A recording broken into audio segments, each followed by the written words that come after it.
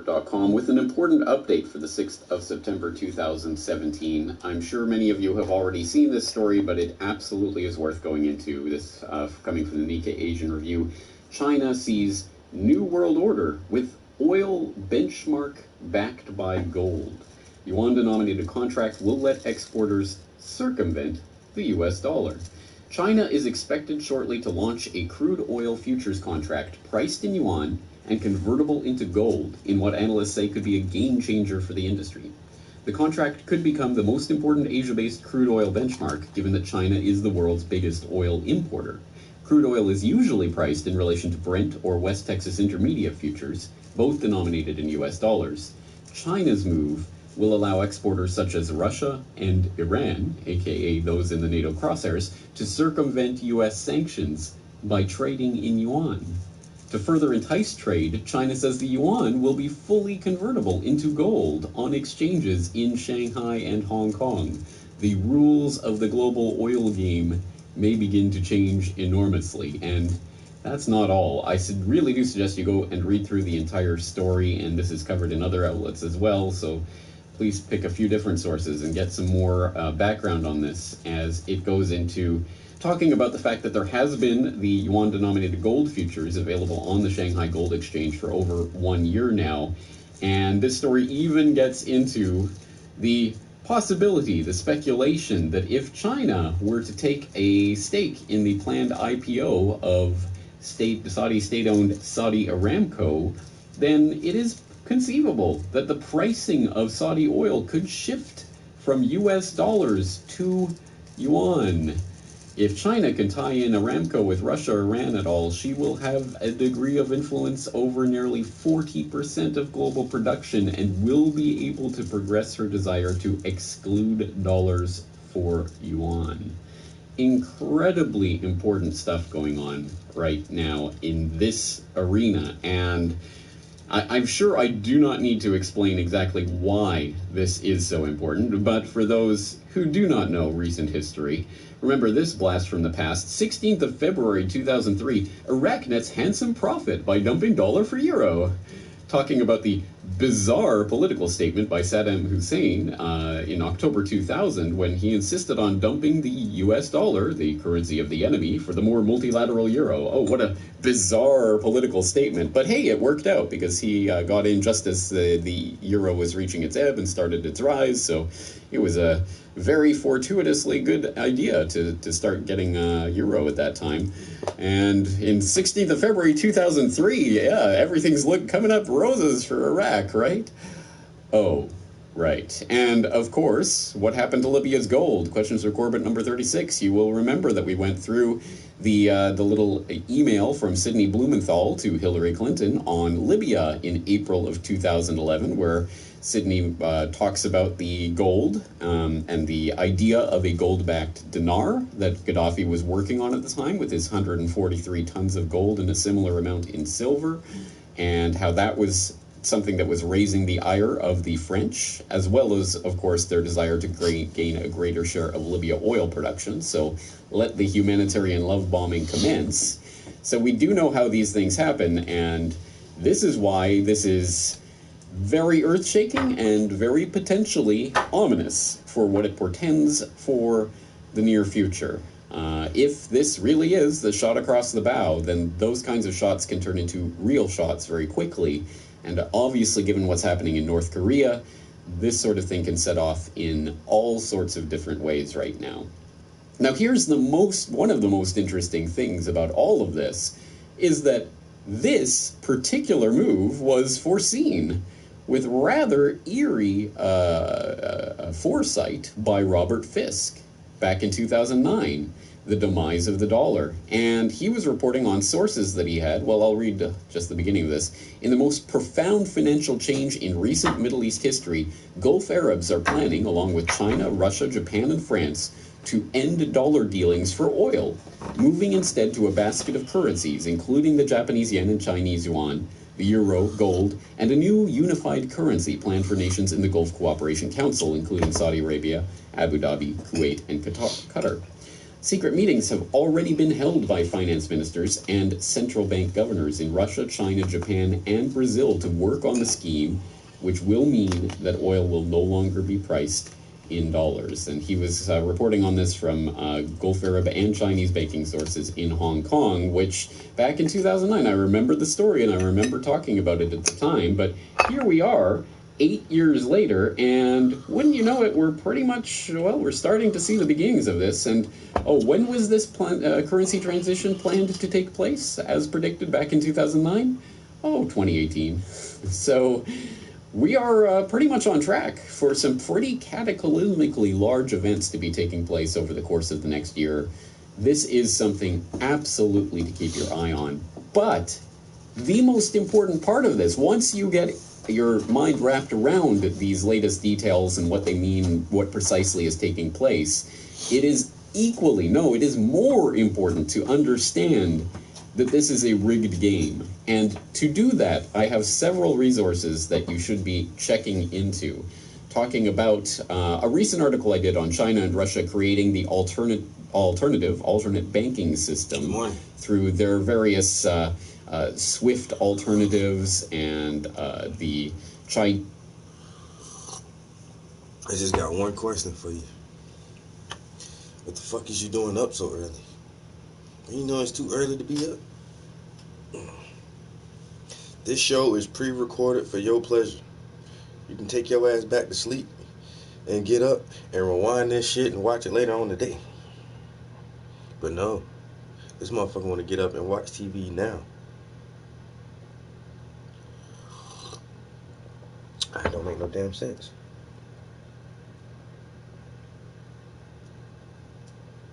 These attempts to circumvent SWIFT and things of this nature that are not quite what they seem. They always tend to come back into the system as it exists and strengthen that system.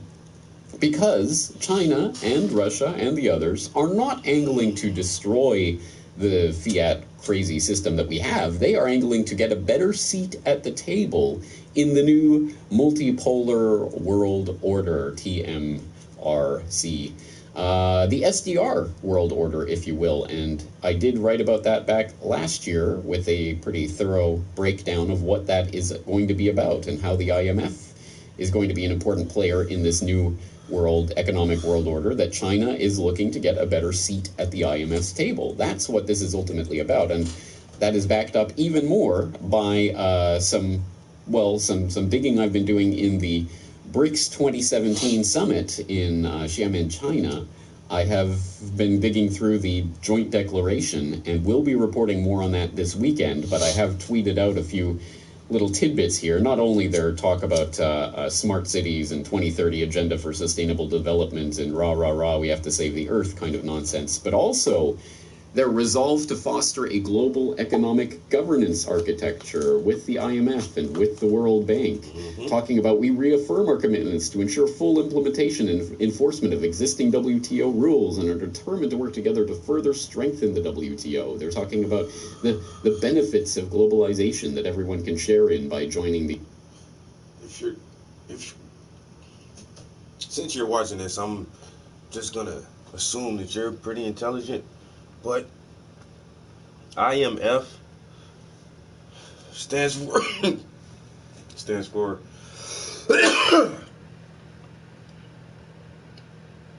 the International Monetary Fund. IMF, International Monetary Fund. They give money to developing countries and shit and say, you owe us for bring you to a second or first world level and taking you out of the third world. So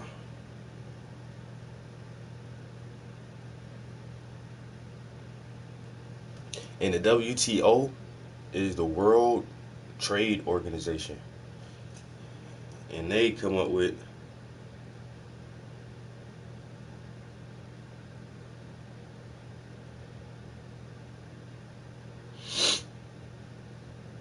all the trade regulations, imports and exports and all that shit. Let me see something. I got a fart, yo. Shit.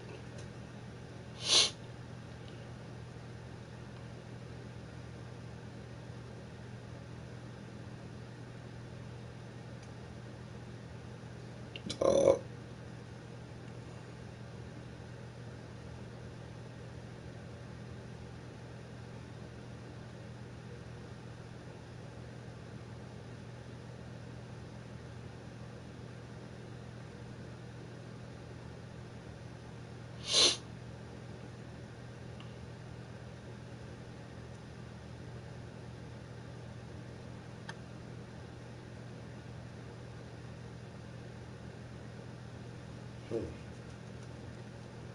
How do I, oh, there it is.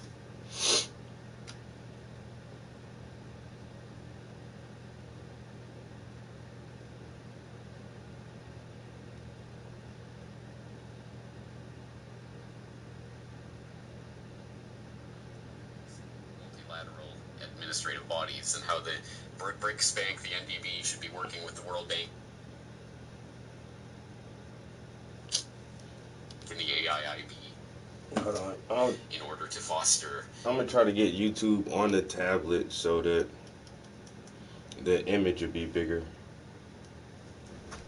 Let me go to the bathroom real quick. Multilateral administrative bodies and how the BRICS Bank, the NDB, should be working with the World Bank and the AIIB in order to foster more of this wonderful development that is all going to be taking place in this new world economic order. It is a rigged game that's taking place, and two phony sides are going to be competing for your hearts and minds, your loyalties, and it is another example of the rigged game where if you choose one of the sides, you've already lost the game. That's how these games are set up to work. And over the course of the next year, I think we are going to be seeing some pretty tectonic shifts taking place monetarily, geopolitically, and as a result, potentially militarily. And, well, that could kick off any day, presumably, in North Korea. We will wait and see. In the meantime, I am going to be talking about these very issues in my presentation at the Open Mind Conference coming up in Denmark just a couple of weeks from now, September 16th. The evening of September 16th, I'm going to be talking about echoes of World War I, China, the U.S., and the next Great War, and the engineered nature of this coming conflict. So you can, if you are in Denmark or will be there, attend in person, or I, of course, do plan to release that on the website in due course. So, some very important things coming up. This is an extremely important story with lots of different pieces to it that I will be exploring in more detail in my work in the coming days, weeks, and months, I am sure. So please stay tuned for more of that. James Corbett, CorbettReport.com.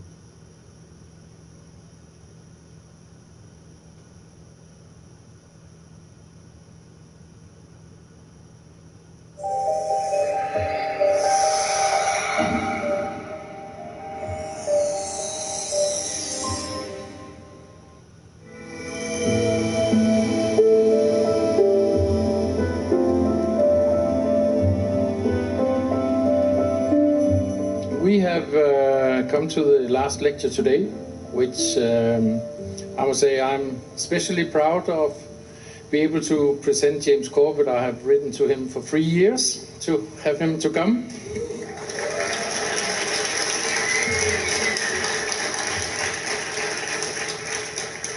Last year you had a good reason because they had a little baby. I still do.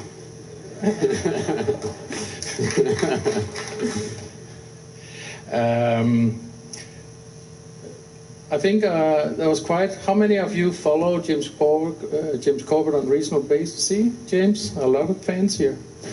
And I think most of you will say, is there any subject James don't know anything about? Yeah, that is.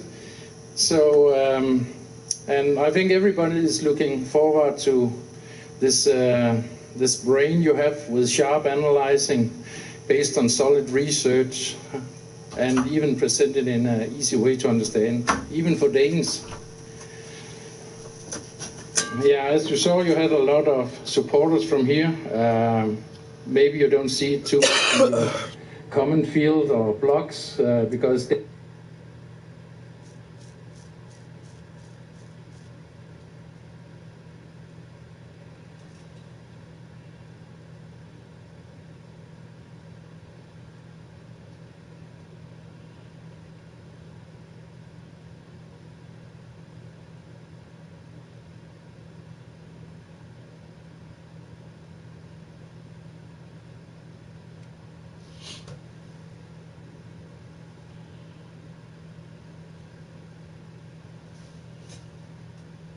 Connected to iPhone.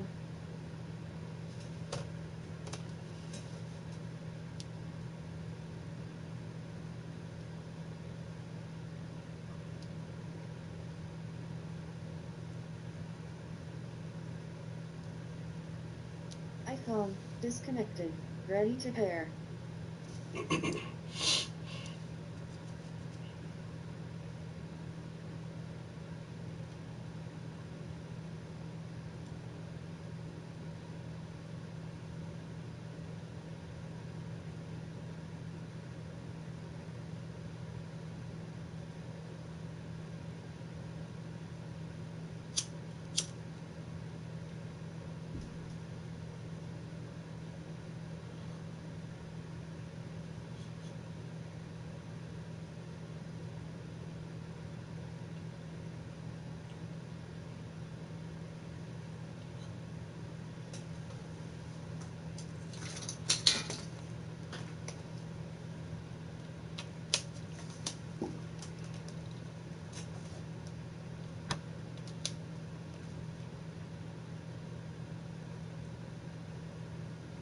Connected to Galaxy Tab A2016.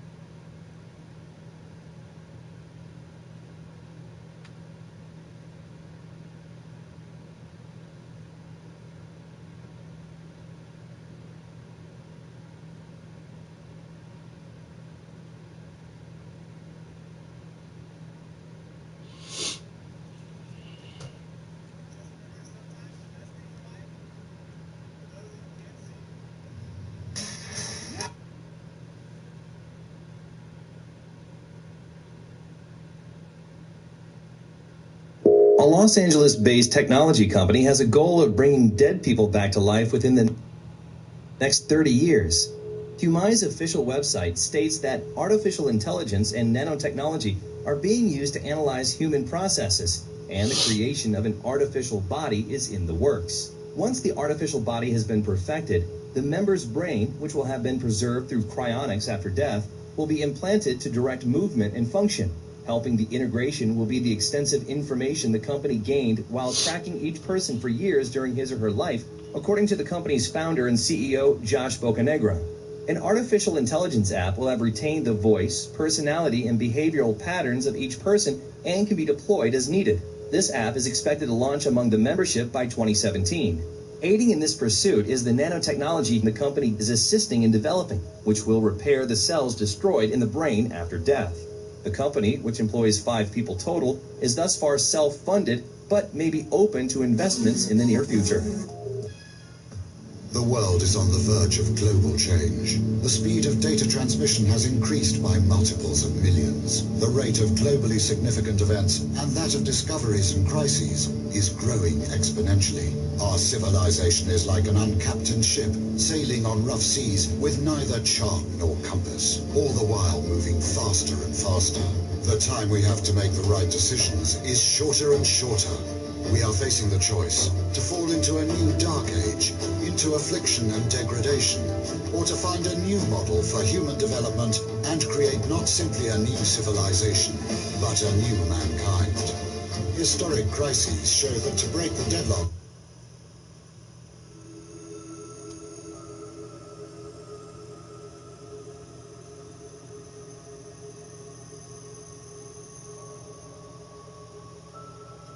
So the topic for today is transhumanism and concepts for life extension. And this has turned out to be an incredibly hard topic to prepare a script for.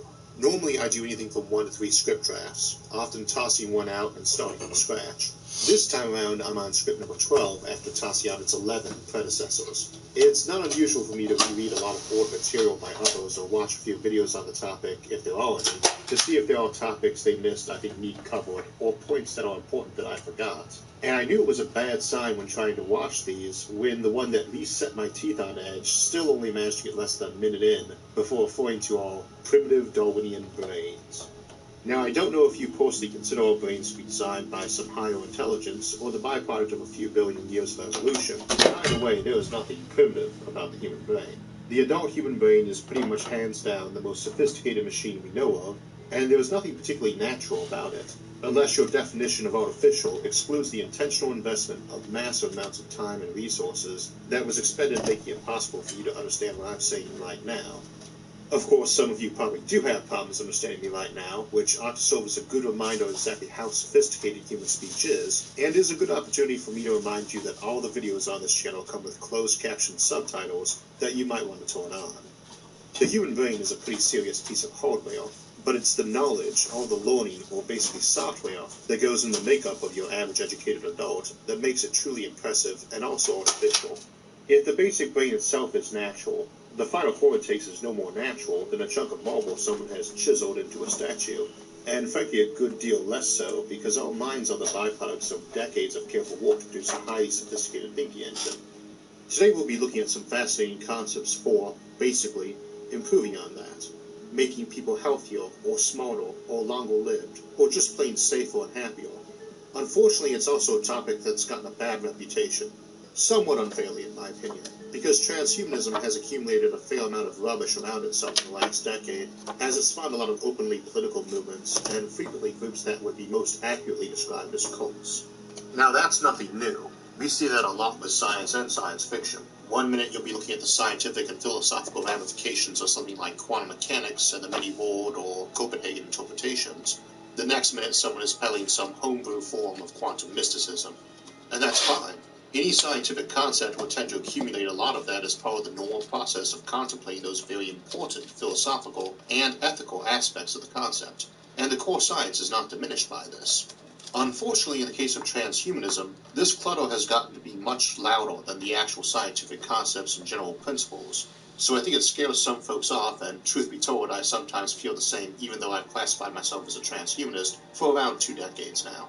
The core concept of transhumanism is using technology to improve mental and physical health, and the length of the human lifespan too, preferably indefinitely. This is hardly a new concept. People have been using any number of orbs and rituals to attempt, sometimes successfully, similar things for untold centuries. We've been sticking artificial things in our bodies for a long time too. Dental fillings have been found in human skulls 10,000 years old, and humans have basically been on the route to being cyborgs since we started putting clothes on. We've been doing genetic engineering of people probably longer, and our crops and livestock are very definitely not the byproduct of natural evolution. Just because a lot of the new ideas involve microchips inserted into people or direct tinkering with DNA doesn't really change that beyond making it a lot more effective. There's very little natural about you or I, my dear ladies and gentlemen. Mankind isn't simply a maker of artificial technologies who is now considering maybe making some of those artificial changes to ourselves. We are now, and pretty much always have been, the most blatant and shining example of our own tinkering with nature. So while in most folks' mind there is some sort of distinct line where we cease being natural by putting machines in ourselves, it's important to understand that these are mostly arbitrary, and that when it comes to being natural, that ship sailed long ago. Because fundamentally, drinking some herbal concoction to improve your health, or clear your mind for better thinking, or slow your aging, is the same for the purpose of intent as cramming some tiny little machines in you doing the same tricks. Same goal, same intent, different method. There's an awful lot of folks who are alive right now with all sorts of electronic gizmos in their bodies keeping them alive or making their life easier. And frankly, I'm not sure what the difference is between a smartphone in my pocket and one wired directly into my head, except the latter seems a lot more convenient. I'm just old enough to remember when mobile phones were high-tech gadgets reserved for science fiction, and I'm also just old enough now to have outlived the average human life expectancy for most of human history. And so that's our quick look at the ethical aspects of transhumanism. Essentially, that as best as I can tell, there are none. Now, that does not mean individual applications of it don't have their own, but insofar as we are just talking about using artificial means to make people healthier, smarter, or longer lived, I don't think there's much firm ground to get any more footing. We've been doing this, with mixed success, for as long as we've been around as a civilization, and just because we're much more scientific and successful with it now, doesn't make it morally or conceptually any different than in the past. Now, we've got a lot of concepts to cover, and we'll be skimming through many, and in many ways today, we are looking more at concepts than specific. So do you guys, would you guys fear or accept transhumanism? Like they're saying, if we can create an artificial intelligence software that is capable enough of human level thought, then what would stop us from downloading our thinking process, our memories, our habits, and essentially downloading our consciousness onto some type of software which can be, inserted into some virtual reality simulation where you're still you're still conscious of yourself, but your reality is changed where you're in a digital world. Or let's say if they can make a completely cybernetic body and take your consciousness and put you into a new body. It's basically what transhumanists think, is that we're getting to the point where we're going to actually merge with our technology. Like he says, ever since we've been wearing clothes, we've been trying to alter ourselves and alter nature around us. And so, we fashioned shelters to protect us from the elements. We fashioned cups that would hold water as to make our bodies better, to make things useful. Every invention we make is actually an extension of ourselves to make it easier for us to do anything.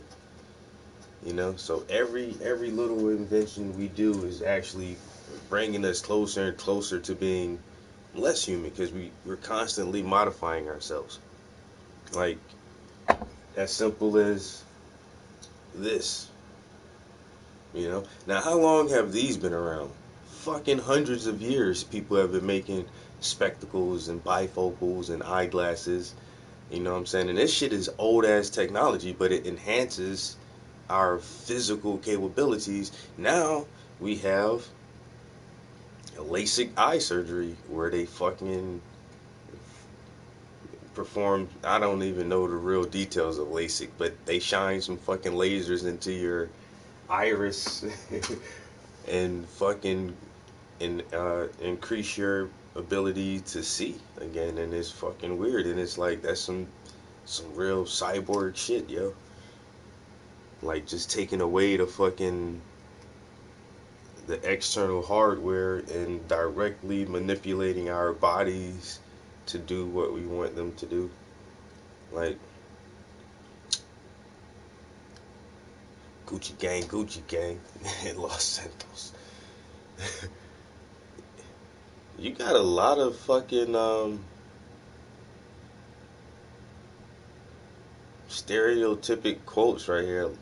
Los Santos, OVO, Gucci gang. you must be a teenager. No offense, dude. Hey, welcome to the stream. Good morning. Art and education. Painting with the Prince. OVO. That's...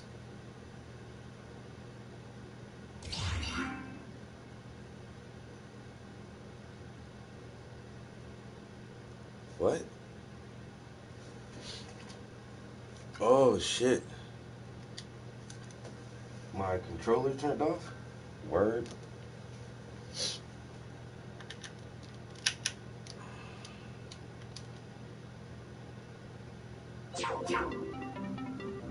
My fucking controller just died on me.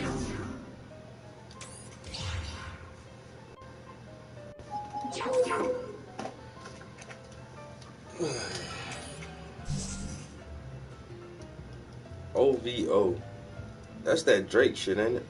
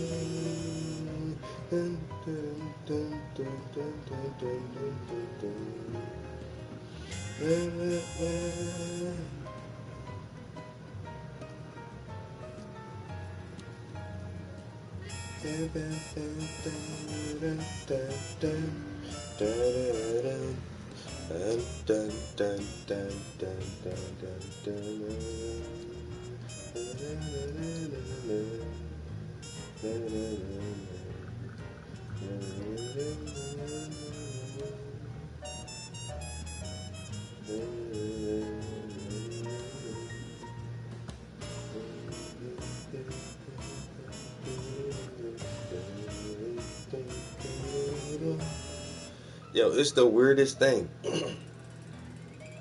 You cannot control any of the functions of the streaming app. So I'm streaming from the PlayStation. But all the music and camera and all these other functions and effects, like, you can't control none of this shit from the PlayStation. You have to have that app. It's weird as shit. Like, why don't you just put the control functions in the game itself and not make me download some external app so that I have to fucking do this to turn the music off? You gotta go to your fucking app just to turn the music off. When the camera flips around backwards, you gotta go through all of that just to flip the camera back around.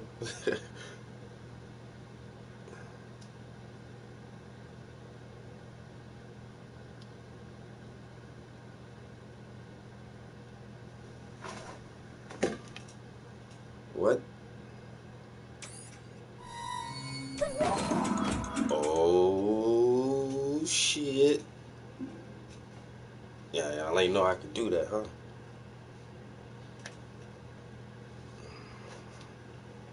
See, this is called facial recognition. This is how they gonna catch you with drone cameras and everything.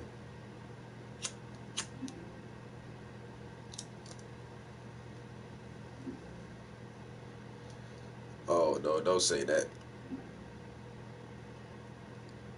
Now my app disconnected while this fucking mask is up here. Now I'm fucking stuck like this.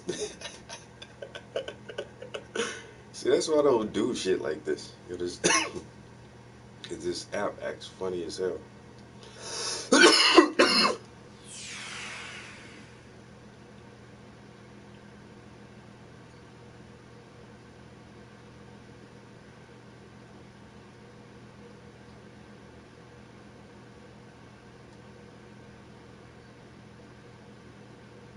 Oh, I didn't mean to do that. Yo, take this fucking mask off.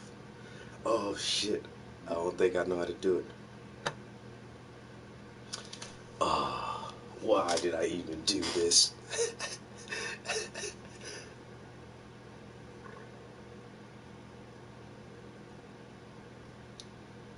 And that's what everyone says though, is like, oh, AI will maximize human intelligence because once we create a human level AI, then it will create an AI that's better than itself.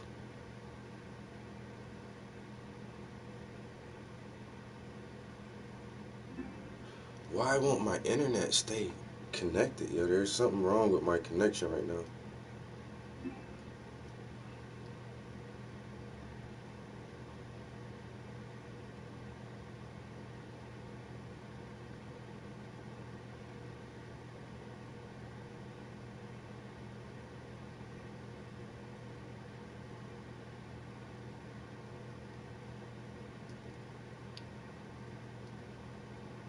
And I honestly can't find the menu option to take this mask off. I don't know why I put that on there. Like I said, I don't know. I don't know. There it goes. It went away. About fucking time. Shit. Because I did not know how to get that shit off of there.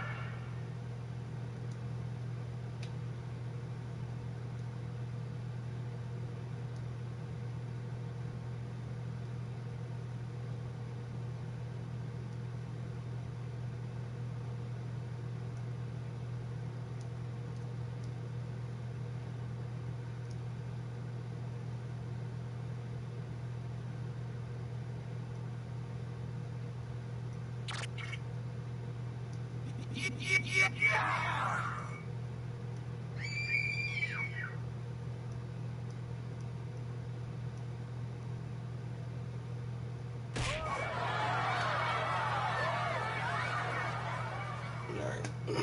That shit is crazy.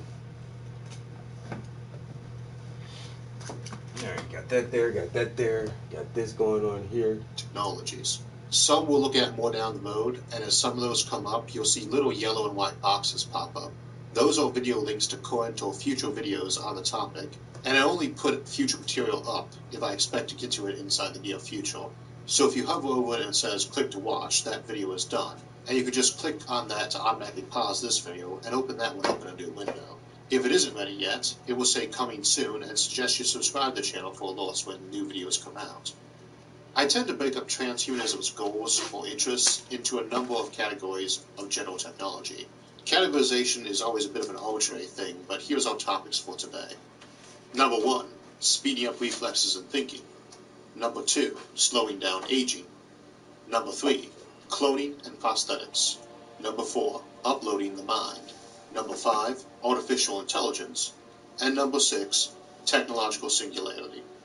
Our first category, speeding up reflexes and thinking, focuses mostly on enhancing the speed at which signals are sent around your body or brain. If you didn't know, the main component of that is a thing called an axon, and these tend to run through your body and mind in little sausage links.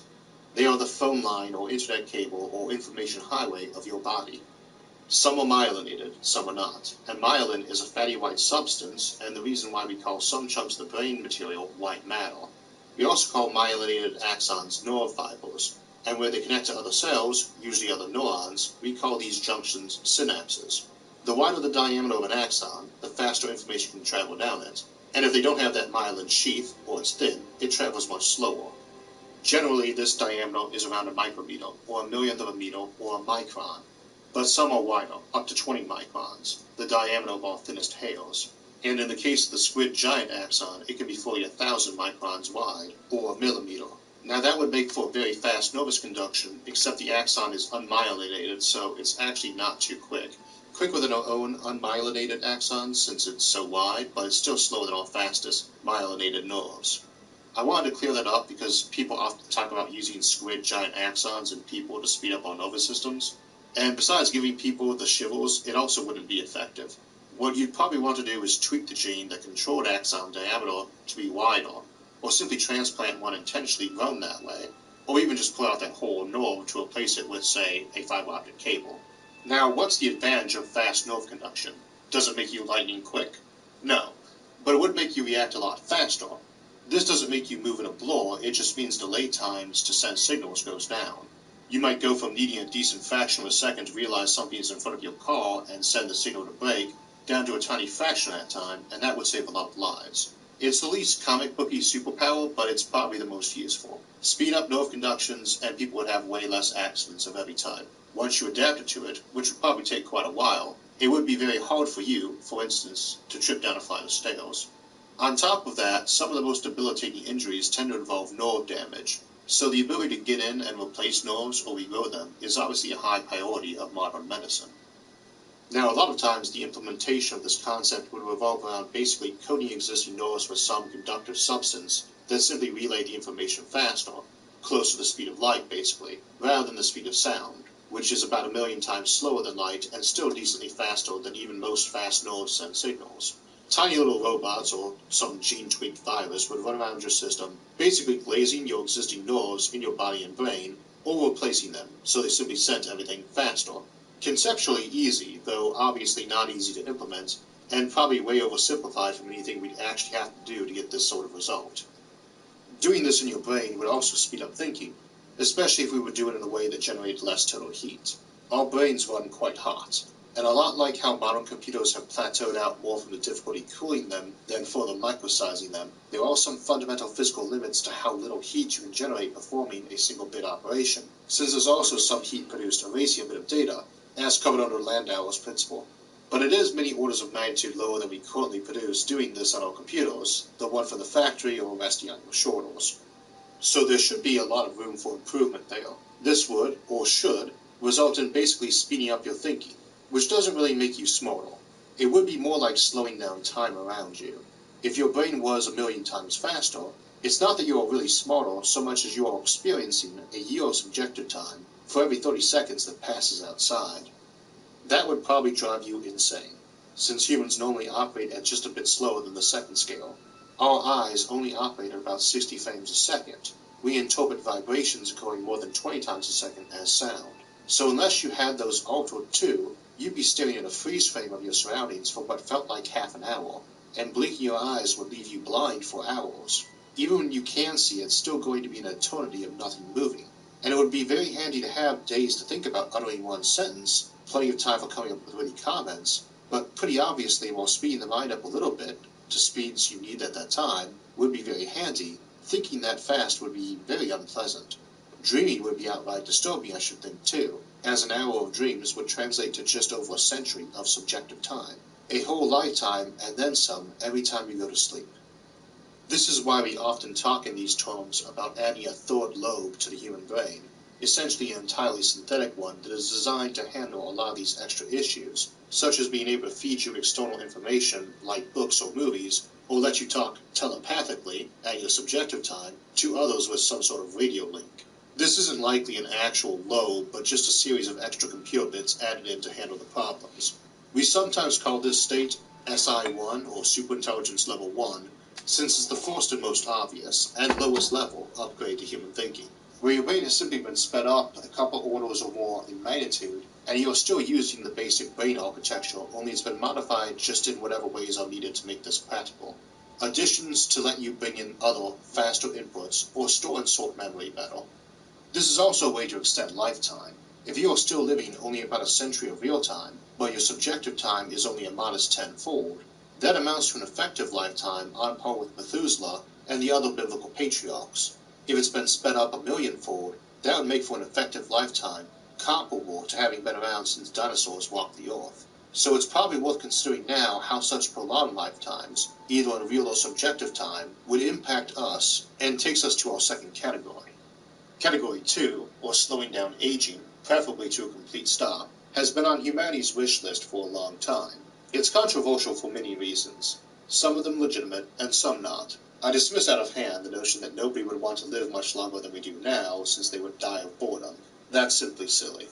Even if you could get deathly bored, there's an obvious solution: die.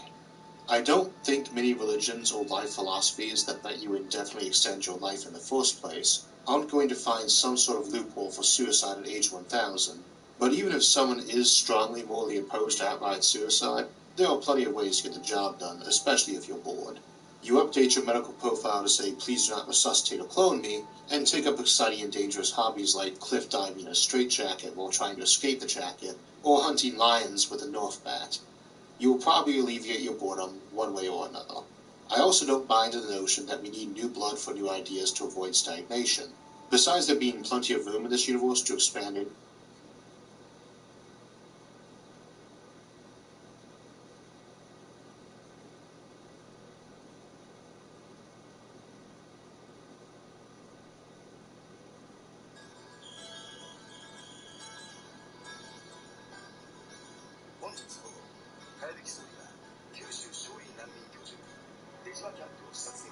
Connected to Galaxy Tab A2016.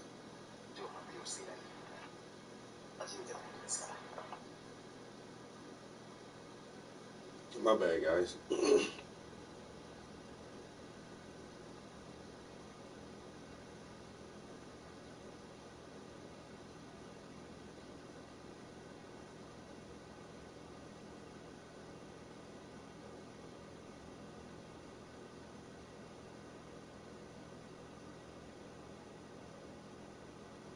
Galaxy Tab A2016 disconnected. Ready to pair.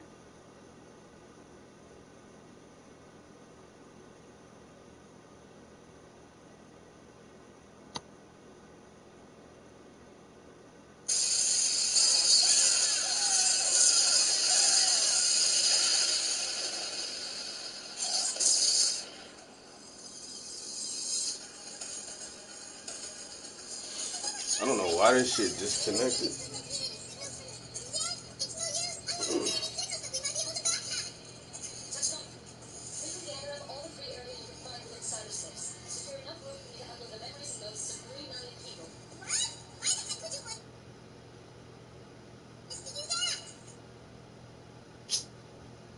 Yeah, I fucking hate this speaker sometimes, yo. This shit would just disconnect.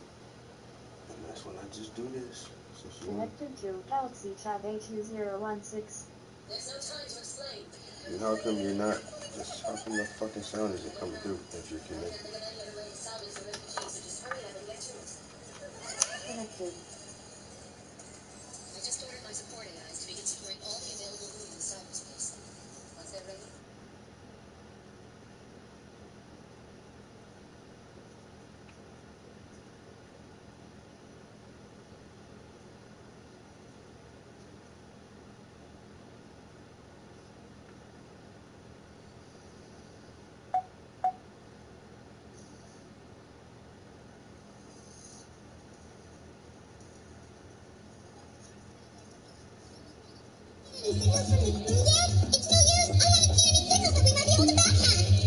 touchdown.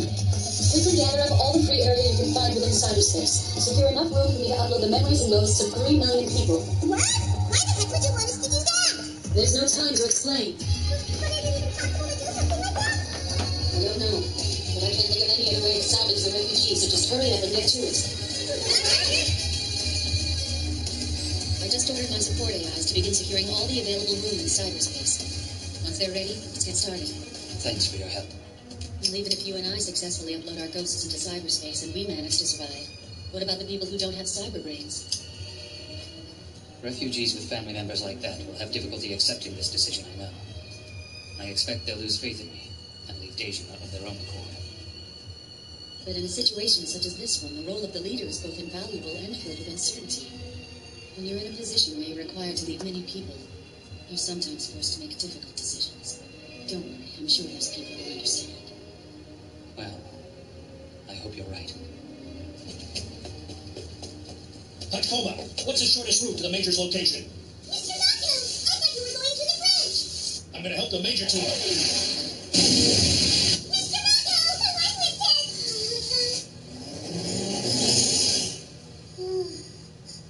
you think they'll use the confusion caused by the airstrike to fire off the nuclear missile? Judging by the fact that the American submarine is running completely silent, the launch time might have been set beforehand.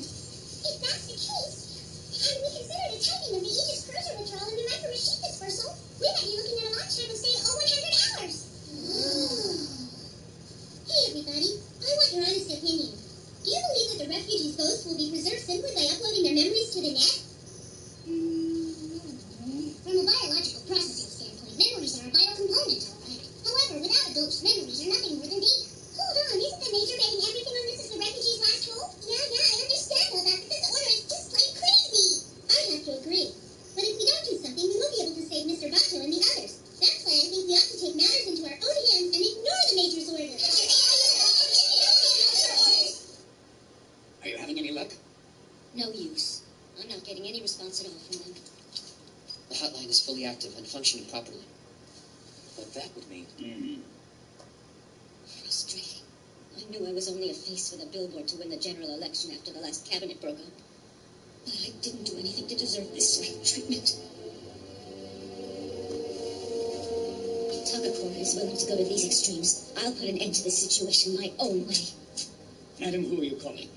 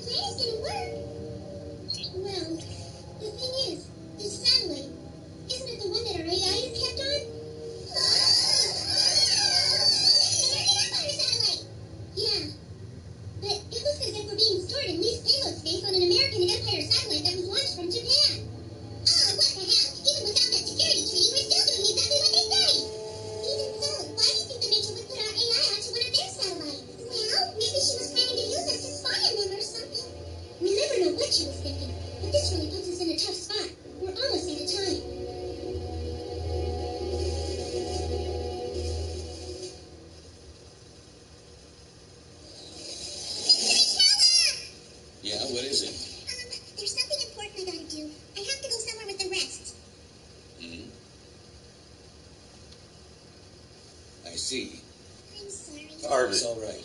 Look after the Major and the others, okay? Sure. Okay, I guess I really am on my own from here on in.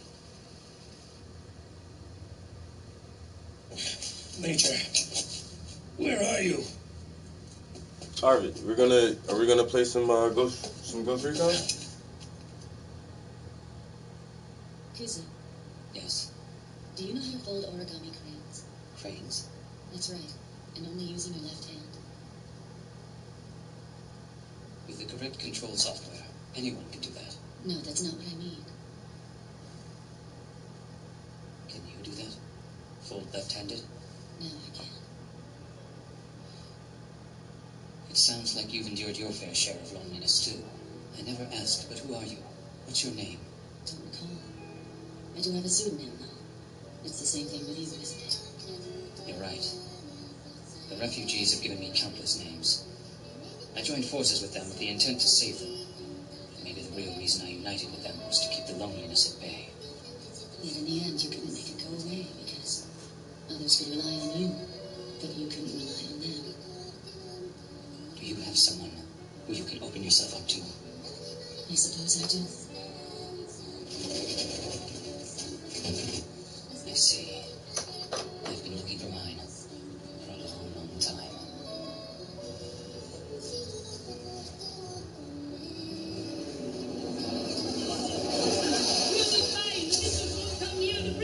Everyone stay calm and keep moving.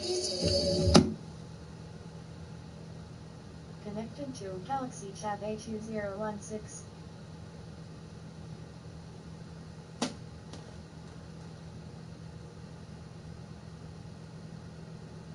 Connected to Galaxy Chat A2016. Where's the sound at? That's what I'm saying. It's weird. Like the sound is not coming.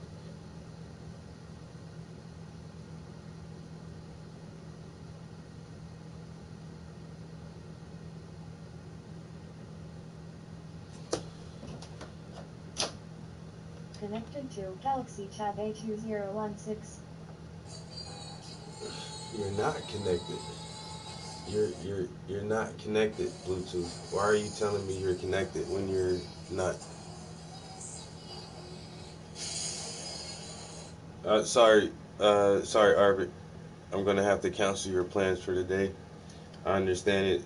You may think that what you need to do is important, but playing video games is much more important than your little trivial errands that you need to run.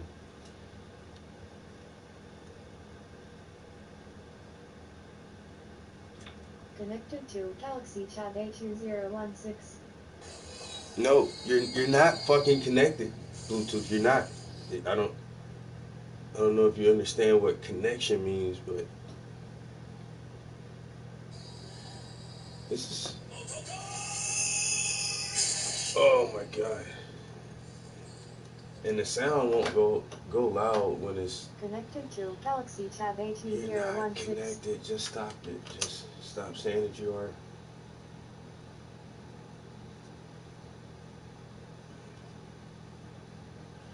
Now, where's the sound?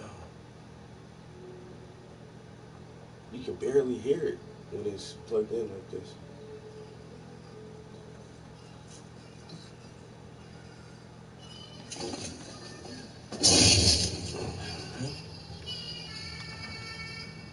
Hey,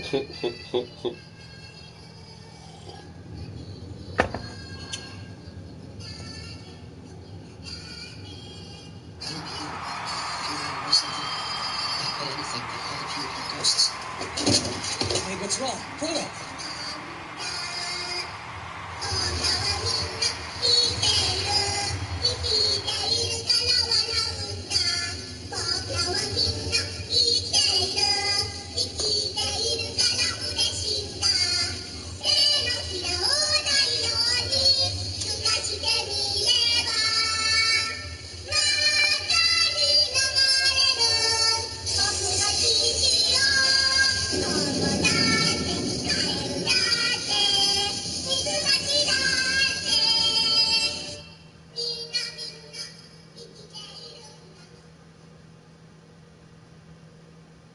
Frodo, what's the matter? What just happened to you? Sir, it appears that the Tachkomas have rammed their satellite into the nuclear missile. They did what? And so this is. So I was listening to a bunch of TED Talks. Well, I've been listening to TED Talks for like 2-3 weeks now, just about what they're calling the fourth industrial revolution, which is the rapidly emerging AIs that we have. And so if you know me, I talk about Ghost in the Shell all the time. I've been a fan of Ghost in the Shell since the 90s. You know what I'm saying? This is 2 decades in the making. And like Ghost in the Shell has always predicted this singularity, transhuman, post-human society, you know. And once again, listening to some TED Talks about AI and you know, AI making their own decisions, and how can we influence an AI to make decisions that will only be in the best interest of humans. And this episode right here clearly shows that the main characters of the show, they have a set of AI that they use to help them. And the main character gave the AI clear instructions and directions. You do this. And the AIs discussed it amongst themselves, and they said, you know what, that's not the best way to go about it. We're not going to do that. We're going to do something else. And the artificial intelligence themselves agreed to do something completely different than what their directive was. And it's those kinds of scenarios that turn off the Bluetooth. And it's those kind of scenarios that people are trying to hypothesize about now, before we actually have this technology at our fingertips, because it is coming. You know, the shit is coming. Everyone knows it.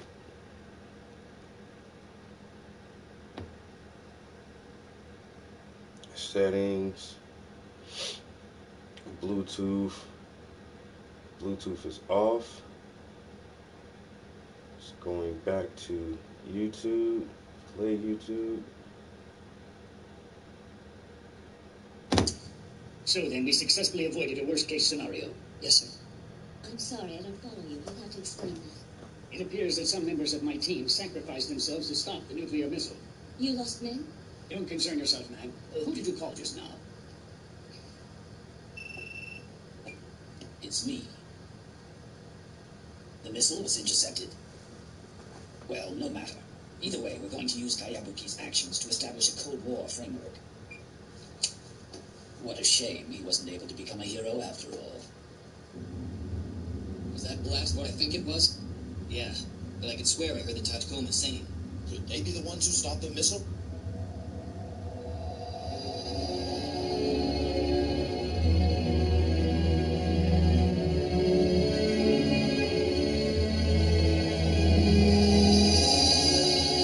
Like that dude has cybernetic eyes. Like if you think fucking AI research is fascinating or interesting, you think cybernetics and transhuman, the idea of being post-human is something interesting to you, definitely watch the Ghost in the Shell series. All the way from, watch the original 1995 movie, the animated movie Ghost in the Shell, and then you should watch Standalone Complex and Second Gig.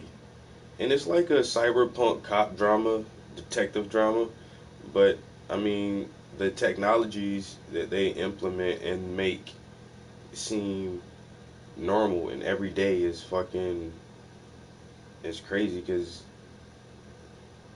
the way that the writers put it in there and how it's utilized seems very normal and natural, like this shit will come to pass.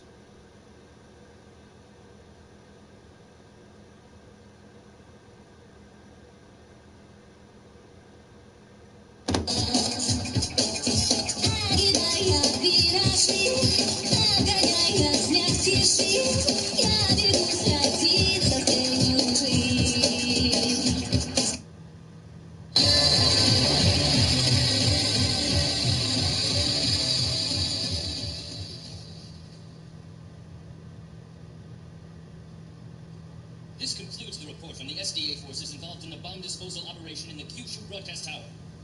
Can we consider the matter resolved now? This does mean that there are still more than 10 kilos of plutonium remaining in Dayton. Madam, Asimov said laws of robotic robots must not kill humans.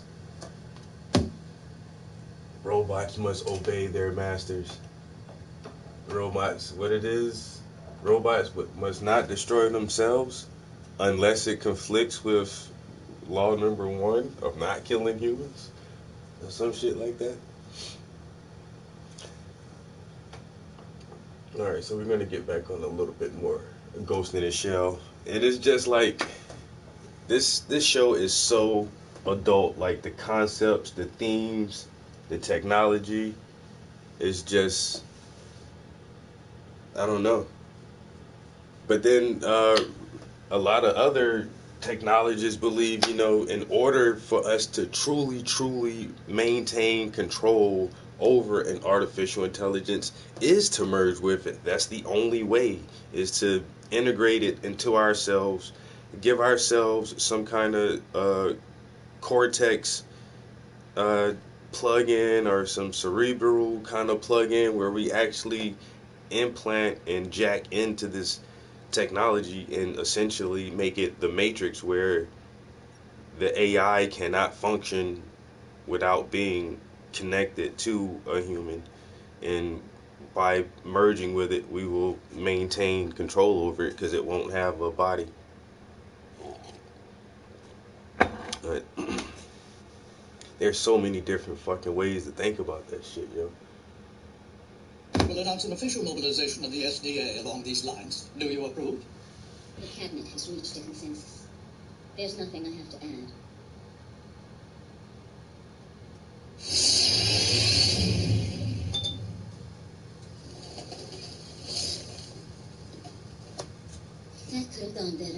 to me that the business at this cabinet meeting was a tad too forceful.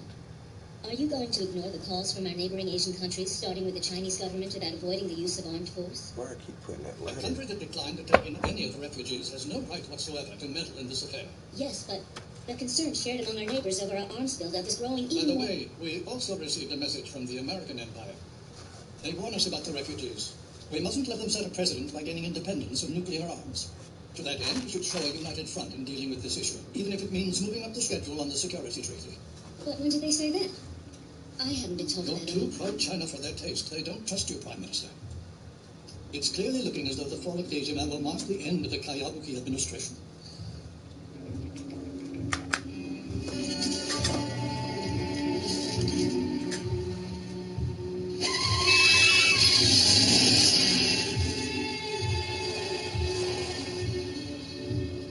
That son of a bitch will probably catch on any minute now. Probably.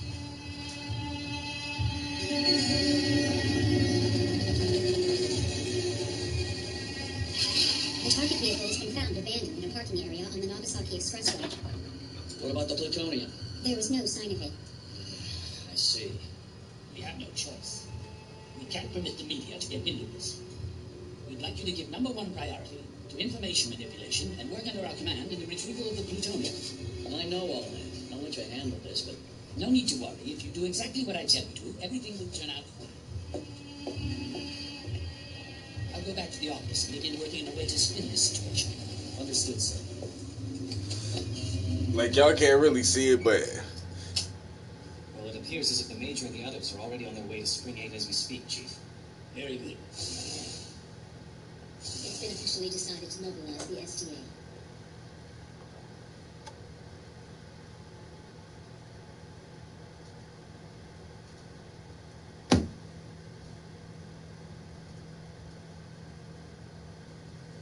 yeah, a computer would basically have to be like another supercomputer from back in the day. I mean, it would take so much energy because, I mean, it sounds feasible. Okay, a thinking machine. It can think like a human. We understand intelligence. Intelligence is just learning, but our brain is so fucking complex that, like, that shit is really, really fucking stupid, yo.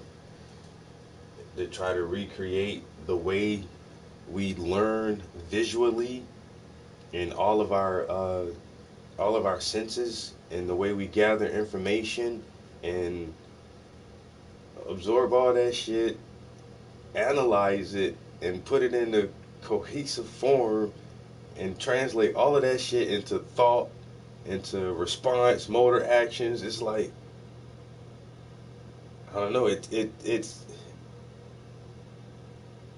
like they say, the idea seems like they can do it and they're getting close to it, but it is so completely complex.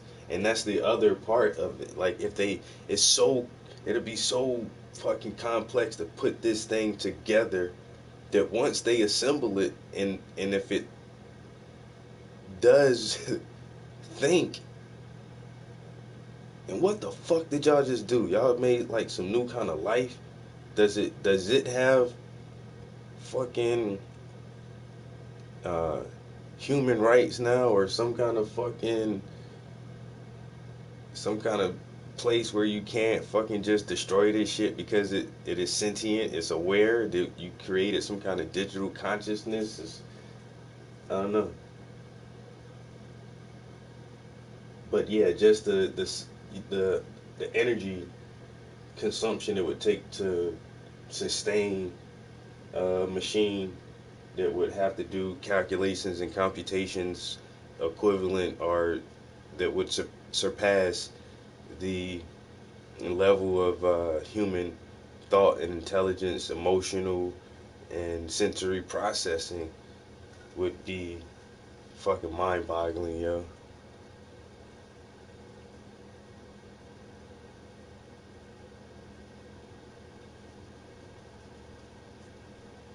But I don't know, man. They got all these predictions 2027, 2033, and then 2045. And they're saying like by 2045 it'll be there. You know, we'll have it.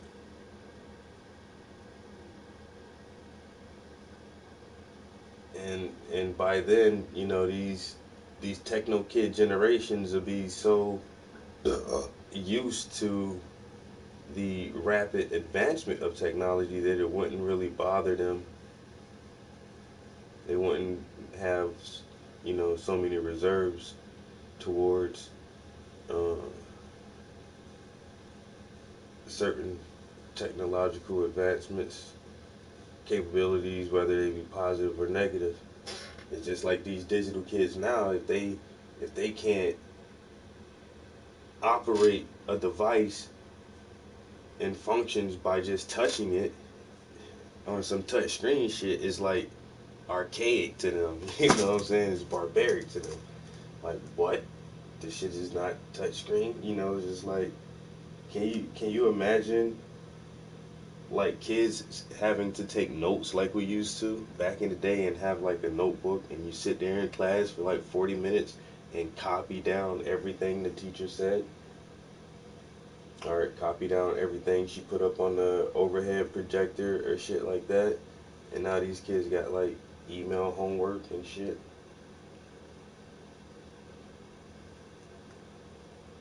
And it's like, what? You gotta write? Write what? With a like a pencil? Oh. Why can't I just type it on my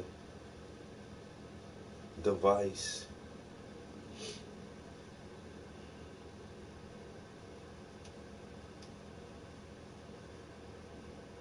And so like now, like I said, I have the PlayStation VR. I'm 36 years old before I was able to experience like a simulated virtual reality game at 36. But my son is 13, and he's already playing that shit at 13. And to him, it's just like, you don't even really fuck with that shit like that. It's like, okay, VR, so what?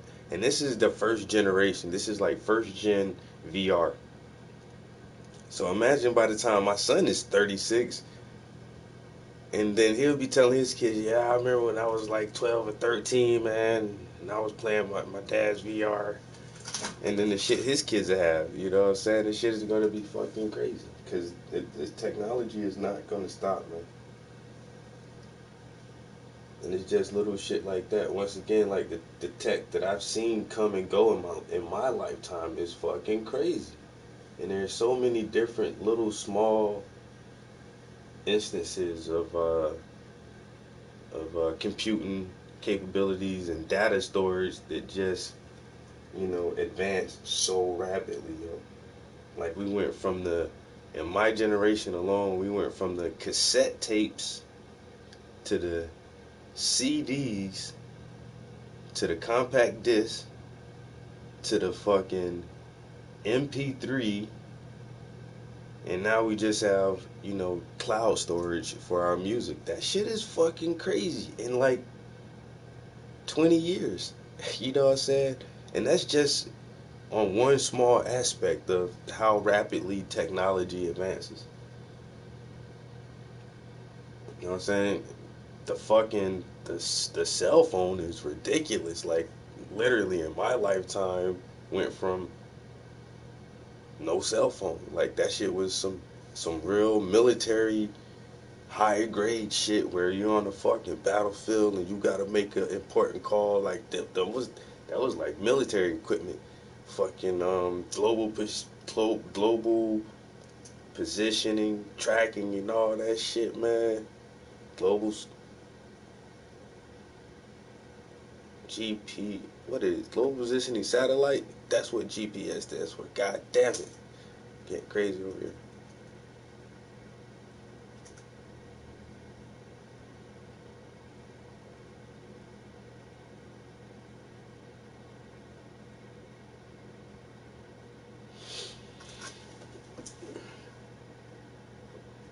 I don't know why my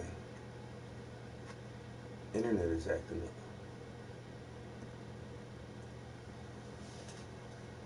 But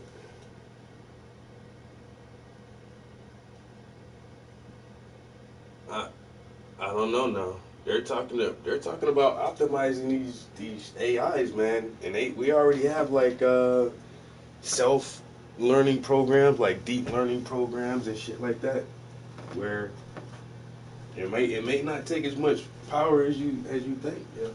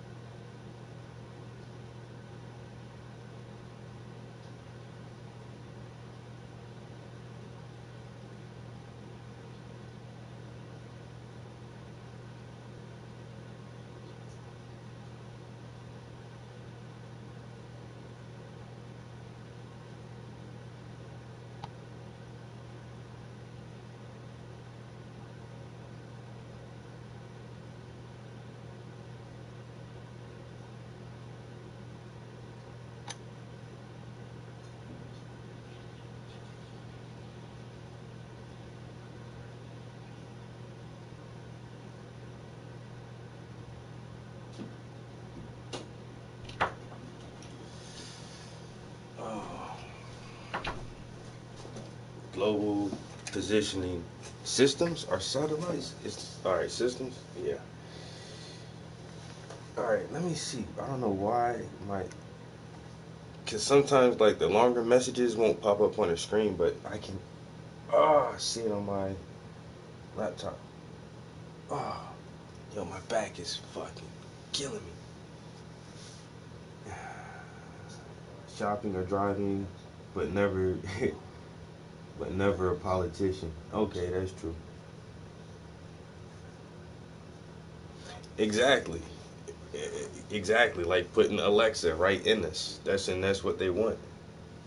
And but at the same time, like you say, if they can program certain AIs to perform certain tasks, certain jobs, say this thing with um, genetic manipulation, gene splicing, gene therapy, and all that shit. You know what I'm saying? If we can make an AI that specifically tries to solve problems in the medical field of how can we cure this ailment, not just treat it, but come up with some real cure. They're talking about that in a nanotechnology field too, trying to create nanobots that will actually go in and act as a second layer to your immune system, do what accomplish the task that your immune system may not be able to accomplish, such as destroy a virus or an infection or something, and then break down and become excreted through bodily fluids like sweat or urine or something like that. Cyber pirate trader.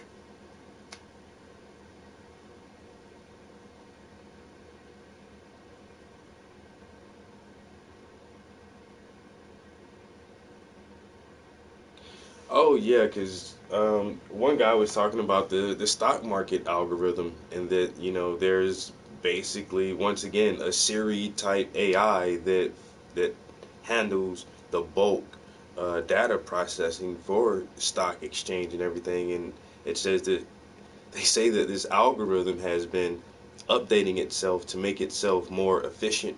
They can tell when it updates itself, um, and the percentage of you know the level it can increase the percentage of output for different functions. And but they say like we don't know how it does it, we don't know how it teaches itself to be better.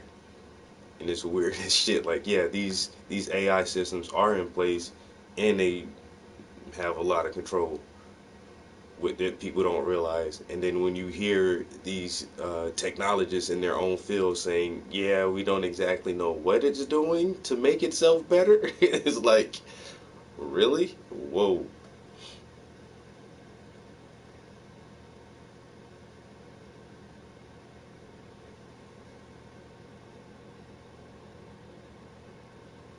I mean, I'm not saying I don't support anything. Yeah, they had the computer that played Jeopardy and won, and but you have to answer, the questions that the way you answer a Jeopardy question, and that takes like a really fine understanding of language, and a computer won that shit, yo. And the computer won the game of Go, and it's like that's not it has strategy and logic to it, but it has a different, more a human feel to that game where you really gotta understand more subtleties. And it's like these computers for in a specific functions are able to learn better than we can and beat us at our own shit. You know what I'm saying? It's fucking ridiculous, yo. I like, once again, I'm 36. You know what I'm saying? So in the 90s, I was in high school. And that Deep Blue was some big ass shit, yo. And I went to a fucking.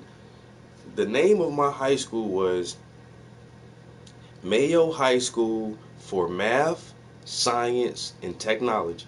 That's the name of the school. Mayo High School for Math, Science, and Technology. And they were big on that shit. So any kind of new scientific or technological breakthroughs that were in the news, man, our teachers, our faculty, we stayed on top of that shit, yo. And this was, once again, we were the generation that came into the internet age. You know what I'm saying? The internet came about in my lifetime. And so they were, even then, like the it was like a semi-private high school, and they were conditioning us really early. And so yeah, I remember in the 90s when Deep Blue beat that fucking dude in chess.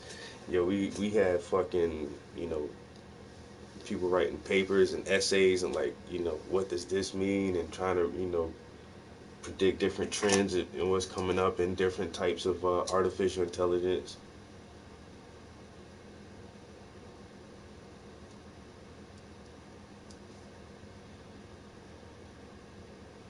Yeah, Triple M. Normally I would have been at the gym, man, but bro, my back is killing me, yo. I am not lying, dude. I couldn't even make it to the gym this morning.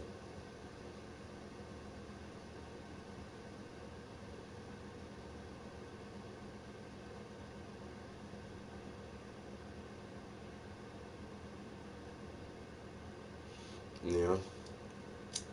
And that's Google somebody else to look out for, man. Like, once again, for the past couple weeks, like, well, almost the better part of 2 months now.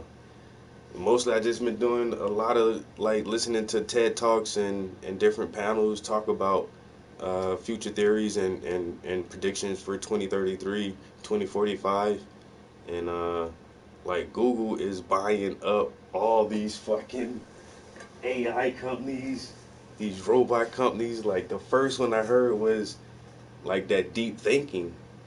They brought that fucking company, and then I read some other article that they bought Boston Dynamics, and I've been looking at Boston Dynamics for years, yo, because they were talking about bipedal robots, and this was probably like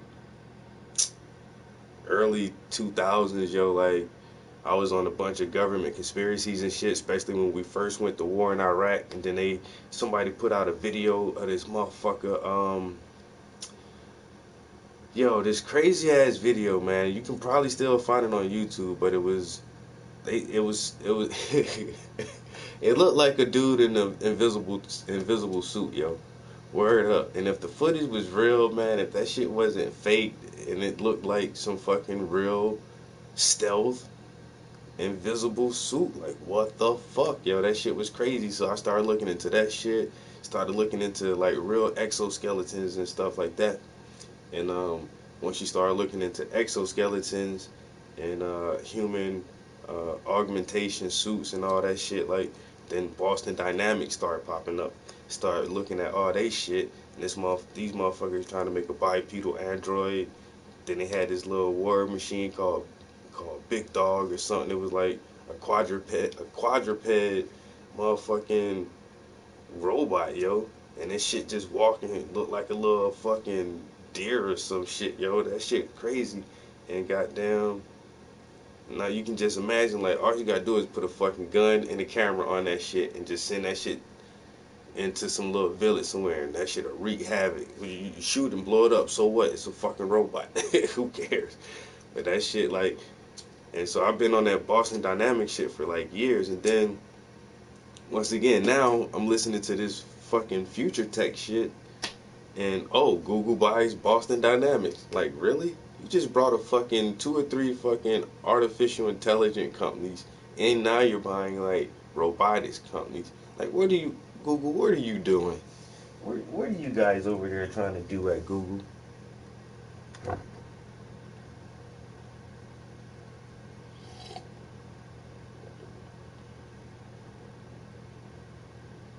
Yo, the backflip off the fucking post, this motherfucker, yo, like,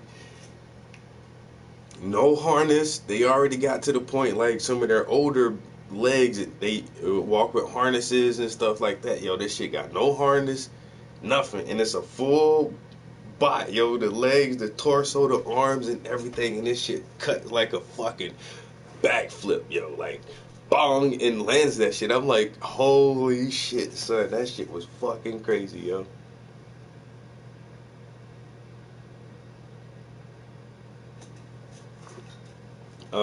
I'm pretty sure that I would believe. I have a family member who works for the NSA.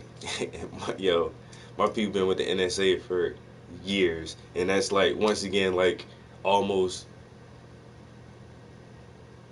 8-9 years ago. Once again, like when I first started looking at Boston Dynamics, I showed them. I was like, yo, look at this fucking exoskeleton. They looked at it. They was like, bro, that's old. I was like, what? But it was like, nah, that's old. You know what I'm saying? They told me about fucking telepathy helmets fucking over a decade ago. Word up. Some of my people got some inside shit, y'all. I don't know if it's some crazy shit, but I know some people who done worked on some shit for real too, yo. Like on some real shit.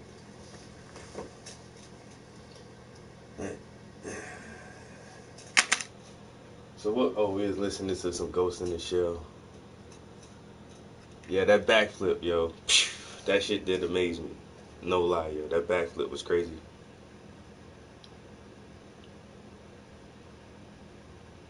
And that's now, you know what I'm saying? And that's, I mean, and how long they had that footage before they put it up? You know what I'm saying? And that's going on today. So in 15 years from now, you know, in 25 years from now, you're telling me that they can't make it better? You get 25 years on, you know, smaller hydraulic motors, press, different kinds of lighter, building materials. You know what I'm saying? You can't make that shit better in 25 years? And that's the thing about, if our technology is exponential and we have exponential growth in our understanding, our data computing capacity, our computers get smaller and faster and cheaper, then why haven't we been back to the moon? We went to the moon in 1969. Supposedly, how many Apollo missions were there? But we don't go there anymore. But like, and we still have old ass space shuttles and shit. Like we're not constantly making like brand new space shuttles. Like, come on, you get a new fucking Cadillac Escalade every year. You get a new Toyota Prius every year. But we can't update our space programs like that. Oh, it's billions of dollars. Well, you can't do it every decade. You tell me you can't update that shit every decade. You know what I'm saying? That's the one weird thing when you think about technology. Like, we went to the. If our technology is exponential, if my current cell phone has more computing capacity than all of NASA had to put a man on the moon in '69, and you're the military, and you develop most of this technology, why the fuck we ain't been had a moon base? colonizing the moon. Man, we could have had a elevator to the moon or some shit by now. But that's something else to think about.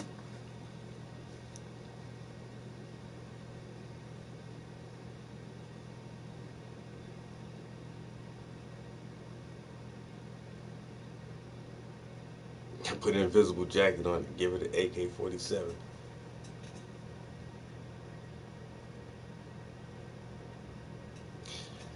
There's no money to be made on the moon.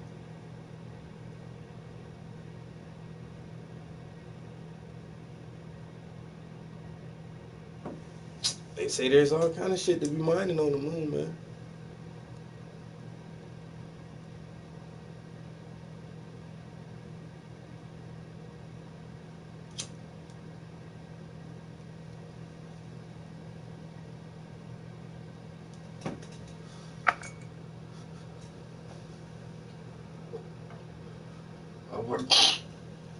I wanted to look up that,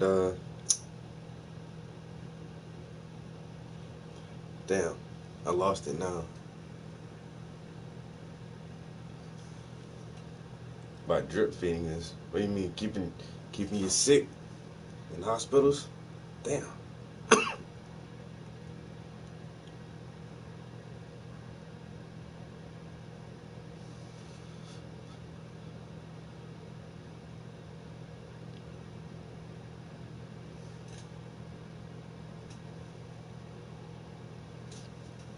But that's the thing.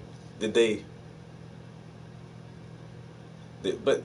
really make it to the moon, or did they just say they went to the moon? Once again, if these people keep talking about our technology grows in leaps and bounds, and the further we go, the quicker it takes for us to develop technology, because we have thousands of years of technology behind us to stand on. And so yeah, like, if we went to the moon in '69, we should have been on Mars in 2005. You know?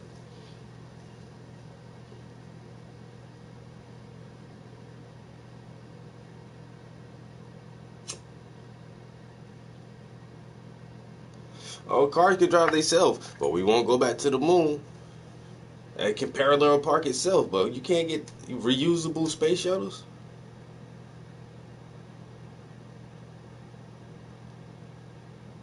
Oh, drip feeders technology.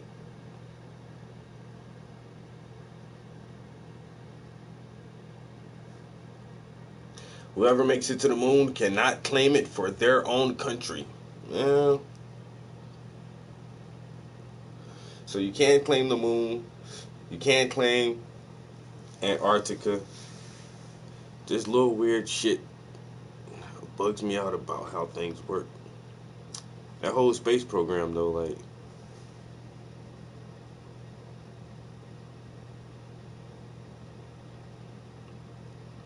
and that's it. Like, you see all these space photos from NASA, man. Them shits be composites. Them shits be put together. The one weird thing, man, they say, oh, we got fucking, thousands of communications satellites and shit, but every time you see a picture of the Earth from space, like, you don't never see no satellites around that shit. I thought we got satellites all around the planet and shit, yo.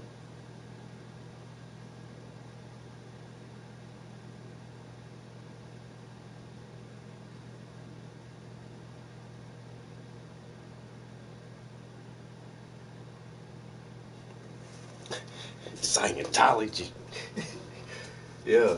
Bruh.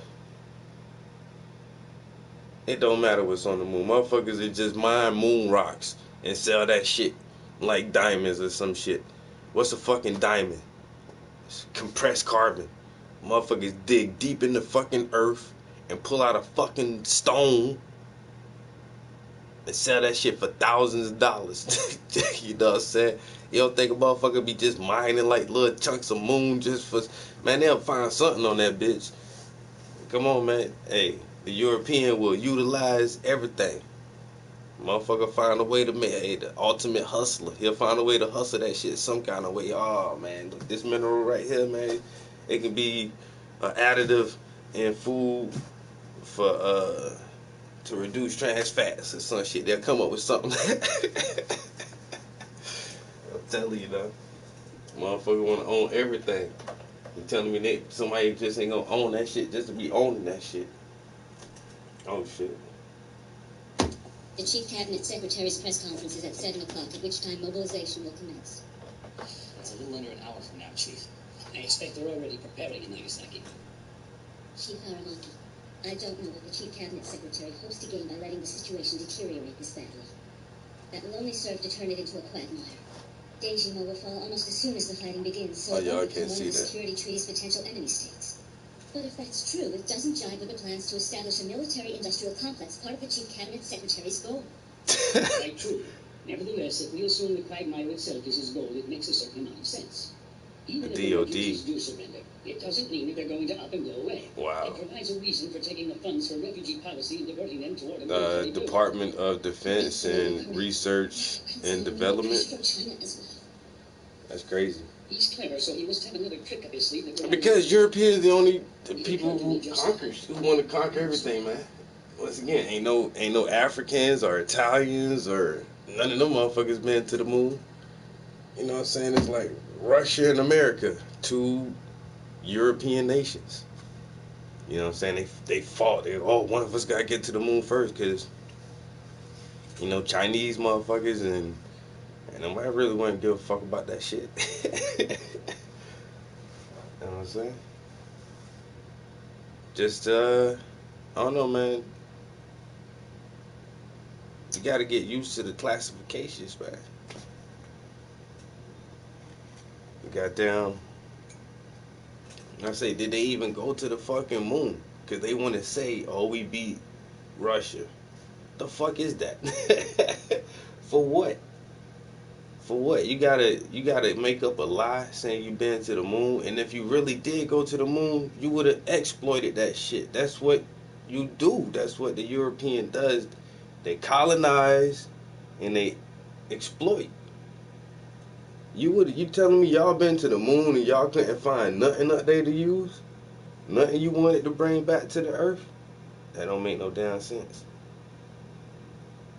Once again, alright, at least make that shit like some kind of ultra elite resort. It just build like some motherfucking moon base. Oh, we been to the moon, you know what? Y'all want to come check this shit out? We go play golf on the moon. Just like the astronauts out there playing golf on the moon. Who the fuck do that shit? Y'all really took golf clubs in space? You telling me y'all took golf clubs to the moon? Man. And then put a flag. Y'all just take American flags, but y'all don't want nobody else to ever go back to that shit. There is something there. It's a launch pad, and that's even Elon Musk says the same thing. He is like, bro, it's fucking 2017. Why don't we have a moon base? The moon base, if you want to go to Mars, you gotta have a better launch pad than the Earth's atmosphere, because that's where all your fucking the majority of your gas and your propellant and your thrust energy is going to be used up. It is escaping the gravitational pull of the Earth and actually breaking through the different layers of the atmosphere. Now, what he's proposing is, some kind of a better refueling gas station, something similar to the space station, or a moon base where you can fucking actually store fuel and everything, and that way you don't constantly have to leave out the Earth's fucking orbit, the Earth's atmosphere and shit. But there is, even if it's just for that, you know what I'm saying, there is a use, you know what I'm saying. If you want to be a spacefaring race, if you want to take humankind to different planets and beyond the stars, it'll be easier to have gas stations and launch pads that are already in space. And if you went to the moon in '69 and our technology is exponential, once again, if this Mars shit was really fucking true, so how much in 16? How many wars have we had since fucking putting making one small leap for man, one great leap for mankind, or some shit like that? How many wars have we had since then? How much money have we invested in new death machines and new ways of destruction and polluting this fucking planet? If motherfuckers was really smart, all that money would have been invested into our space program if we really went there. And we would have been on fucking Mars. Motherfuckers would have been on Mars now, chilling. You know what I'm saying? Ready to terraform the next planet.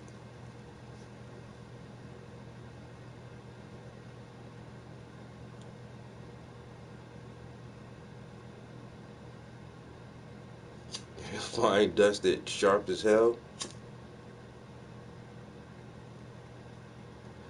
But then once again, you watch shit like a funny thing happened on the way to the moon. And they reason to believe motherfuckers never even went to the moon. And that's probably why we still down here warring, causing wars over fucking gas, petroleum. Motherfuckers going to war over fossil fuel instead of trying to reach the fucking stars. It's like it don't make no fucking sense. But then, like I say, they predict us to be at a certain point by 2045, and a lot of people keep saying, oh well, maybe if we do make a smart enough AI, it'll solve our problems like inequality and the wealth gap. It's like, really, we need a fucking AI to do that for us? Like, who the fuck needs an AI? Oh my god, I'm missing so many comments, yo.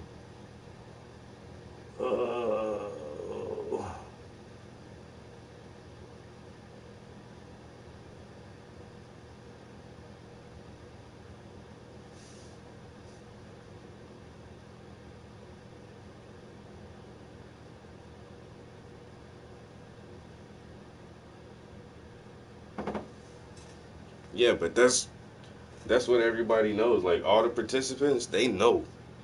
That's the thing. Like, you need to understand, you not coming back. You gonna die on Mars. Maybe as soon as you touch down, you might die, or within the hours or within the days of getting there, you probably gonna die. You know, so just you know, this is they understand that shit. But even that though is just like still a hero's death. Like, I died on Mars. You know what I'm saying? If once again, if they decide to scratch the mission and just stay on Earth for another fucking couple hundred years before they try it again, then they'll go there and find like fossilized human bones, go in there doing archaeology on Mars.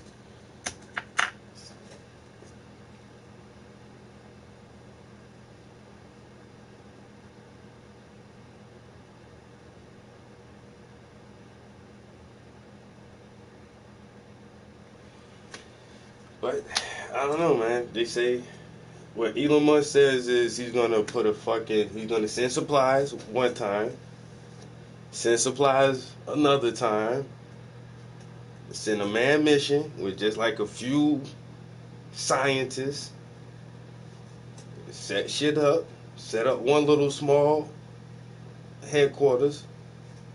A couple years later, send another motherfucking ship with a few more people. Then they break down everything they got and rebuild a little dome and branch off of that shit and keep that shit going. Every time you just send supplies, send people. Send supplies, send people. And they already got ideas for terraform. Man, they got some in-depth shit for that shit. But once again, like, if you talking about doing that shit by 2033, why the fuck y'all ain't back at the moon yet?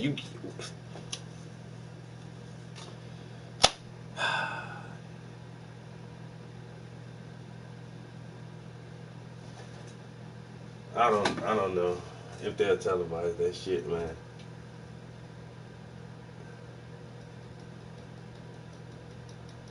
That shit, I don't know. That's why I've been trying to listen to as much.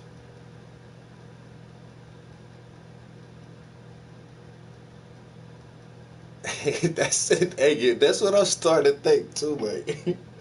Cause he even says a lot, like, yo, I'm just the man in front. Like, I didn't do all this by myself. A lot of this stuff isn't. He's like, it's not all me.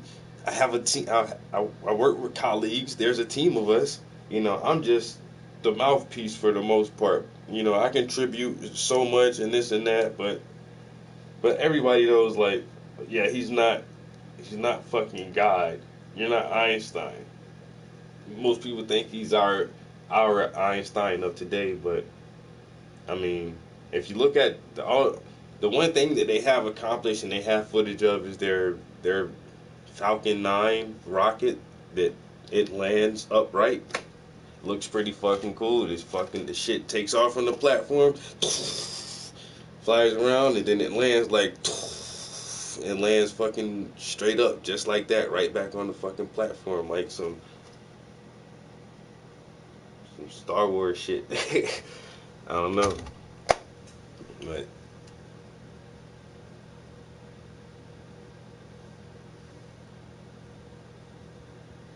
yeah, but he won't go. He's gonna send other people. You already know that. These motherfuckers who come up with this shit, it's just like war. It's like politicians and shit. Like, yeah, we're gonna go to war, and they send soldiers, and it's these type people that's like, yeah, we're gonna go to Mars, and then they send a bunch of other people. Yo, call me when you get there. Let me know what it's like. And make sure, did all the supplies get there good? Yeah? You guys alright? Okay. We could hand the decision over to the UN in order to buy some time. Yeah. Major, it looks like the GSDA has a checkpoint up ahead. Well, I didn't expect they were going to let us leave so easily. Got a plan? Major, it's me. The Prime Minister has submitted a request to the UN for a nuclear inspection. If all goes well, the inspection team will arrive in Japan in 2 days. Then, if we can hand over the plutonium to them when they come here, there's a strong chance that we can put an end to the situation. Can you remain at large till then? Yes, we can find somewhere to lie low. I think hooking up with the inspection team is going to be pretty tricky, though. Find a way to make it work. Our options are running out. This might be the last card we have to play, Major. I'll do everything I can. And Chief, about the recruits who are back at headquarters, just in case anything happens, I'd like you to make sure that they don't get involved. From here on in, we'll handle this ourselves. Understood. I'll make the necessary arrangements. Also, regarding the Dutch fighting unit. What's wrong? We were cut off just now. Maybe it's the national emergency legislation local restriction provision. The conference will be starting soon. I'm off to the press briefing room.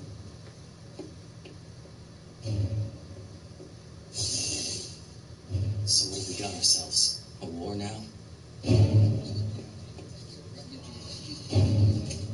United Nations. Did Kalabuki call them in? Yes, sir. See to the preparations for ousting her from office. Yes, sir. All right, let's get started.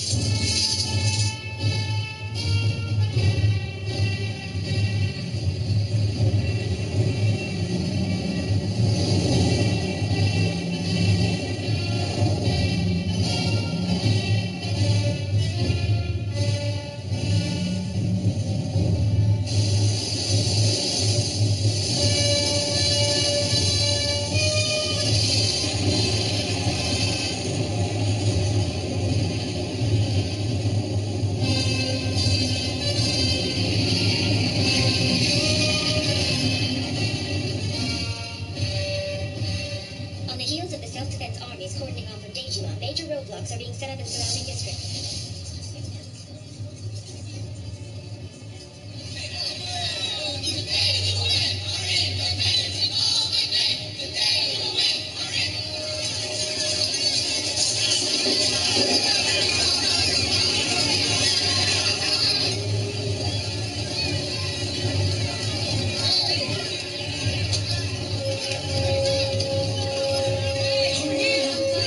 The Japanese government acknowledged Daejima as an independent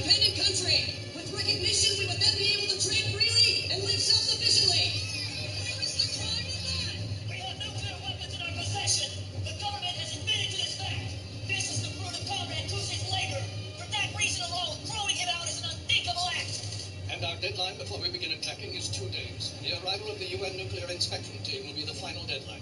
If by that time we do not receive an answer from the refugees on this, we will have no choice but to initiate preliminary attacks. That is all. Looks like it started. Now that we've been cut off from the chief, we don't have an option. Under the circumstances, we'll have to operate on our own initiative. But I'll leave it up to each of you to decide whether or not to take part in this op.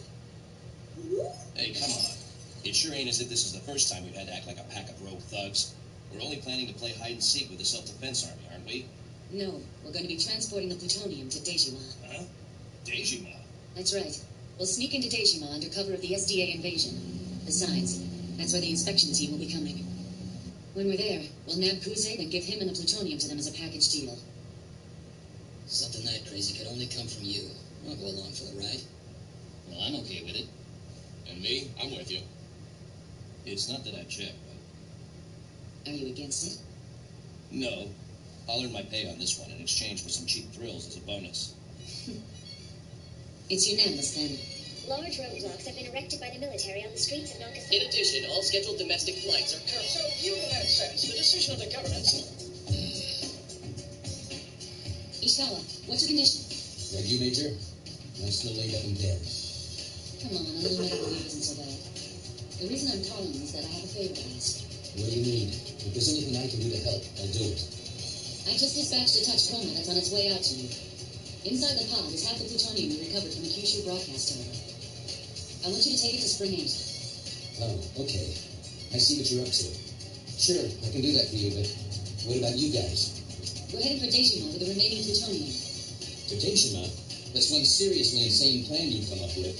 What about Togusa? He's with the chief of the Prime Minister's residence. I see.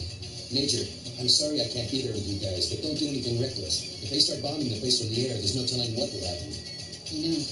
You should watch your back, too. You count on me. I'll leave you to it. You can watch for us on the news when we hand over the plutonium to the UN inspection team. Be careful, Major. Don't get yourself killed. Say, Major. Can I ask you a question? What is it? Back when I used your external memories to have my little chat with Goga, well, I felt guilty about doing it, but I took a peek at your memories involving Kuze. So? It wasn't as though I actually saw anything, but I got the impression that you have some feelings for Kuze. When you dove his brain, what happened to you? Nothing special happened while I was in there.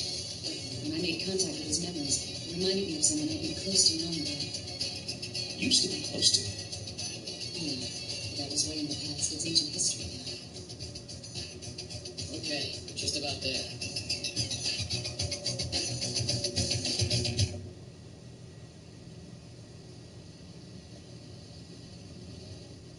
Are they really going to attack us with tanks?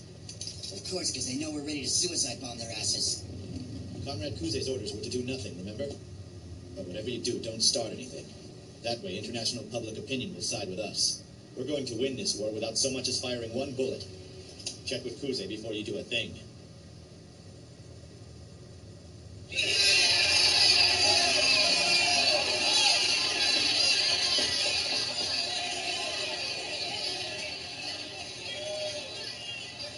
So, you must be Hideo Kuze. And you are? You know, I saw you overseas once. You did? You were surrounded by throngs of followers in Taiwan at the time, but it appears that there are very few people here in Dejima who know what you look like. It's because many of the people here have cyber brains. Ah, I see. That's the method you've been using to spread your beliefs among the refugees. Of course, I find it remarkable that you've maintained the mental strength to continuously answer questions from nearly 3 million people. In fact, I believe it's nothing short of miraculous. Yes, but there's a hidden danger in it. Hidden danger? Yes. Just as water runs downhill, the human heart also tends to revert to its basest instincts. After I broke free of the ideological virus and returned to Dejima, numerous refugees began to live with me. Ever since then, I've come to value their goals. I have dedicated myself to helping them fulfill their dream, and made that my sole motivating principle. And that's why it wasn't too difficult to become the leader of these people. I've filtered out all other consciousnesses except for theirs. I've also attempted to synchronize my beliefs with the refugees who are constantly linked to me. Right after the war ended, I wandered Eurasia. I set out to try to find the reason for being of individuals within a system. In the course of my quest, I learned from the refugees. They taught me that human beings inherently exist only through the intervention of others. If you weigh your duties and your rights by placing them on a scale, and add weights to the right side first, you won't lose yourself even if you obey society's rules. Yes. After I was introduced to it, I found that concept to be vastly appealing. But once the refugees learn of the existence of the upper levels of the hierarchy through the net, even they forget that fact, and they eventually digress to their most elemental state. When you have power, you want to put it on display. Same thing when you have a weapon. You want to try it out. Since you're already aware of that, why have you drawn out the situation this far? Did you seriously believe you'd be able to accomplish this revolution nonsense so effortlessly that it would be easy? No, I didn't. However, the revolution that I have in mind is still a ways off. I view this as a first step, as pointing people in the direction of the superstructure that represents the ultimate goal of my revolution. A superstructure? Well, then you mean that isn't the same thing as a hierarchy? No, it isn't. The network that currently covers most of the Earth is already transforming into the base. And now that its original purpose is complete, it's creating another meaning. From there, it'll turn into an entity with new meaning that will exert an opposite effect on the base. Although it can't be separated from the base, it will undergo a shift to become the superstructure.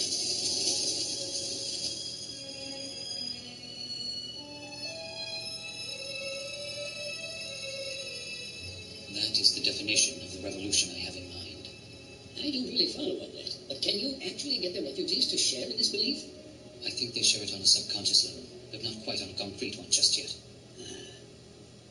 A lifetime ago, I left public service due to my intense fascination for people. Well, if you consider the advice of a doddering old codger, I'd say place your priority on reality rather than your ideals. There's still time to put an end to this whole mess, you know.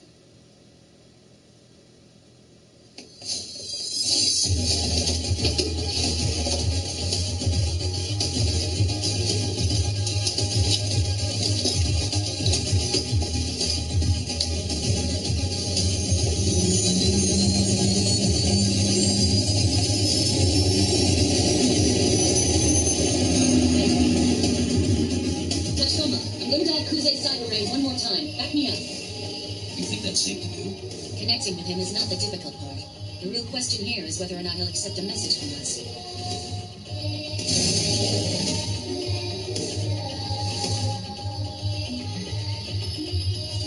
Representative, we received a report that a helicopter just took off without orders from the Omra garrison. So we found them. I see that they're following my script to the letter. What's the status on our EP3C deployment? Sir, we believe it's already on station above Dejima. Good. We'll begin with that. Recover all of Dejima with a jamming signal, rendering the refugees into standalones. If we do that, the refugees will start running out of control on their own.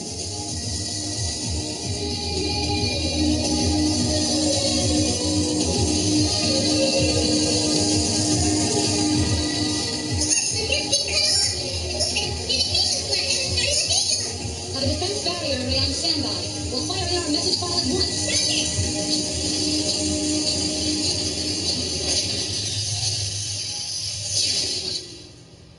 What's wrong? They're coming here, and they're bringing the plutonium with them. What are you talking about? We're cut off from the net. The SDA's jamming us.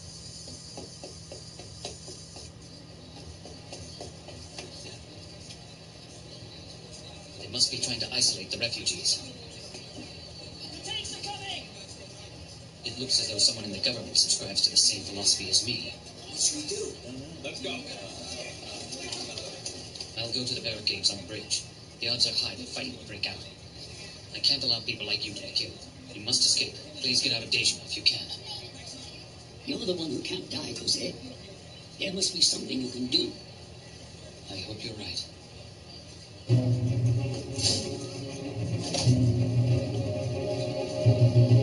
Did it work?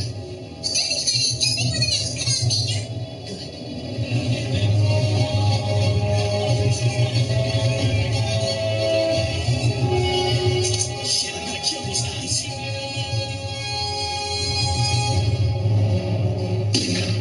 I hit one. We got a man down! All right!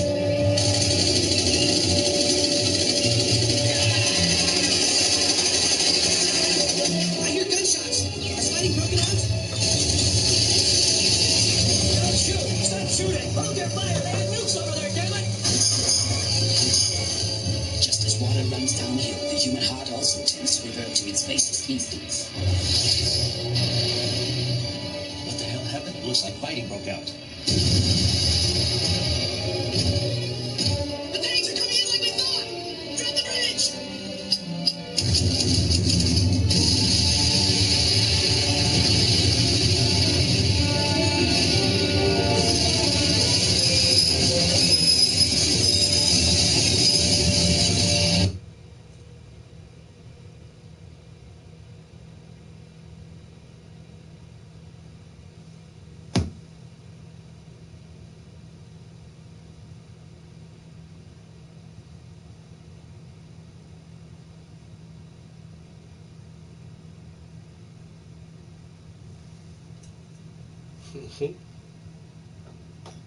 It's 4:40 in the morning.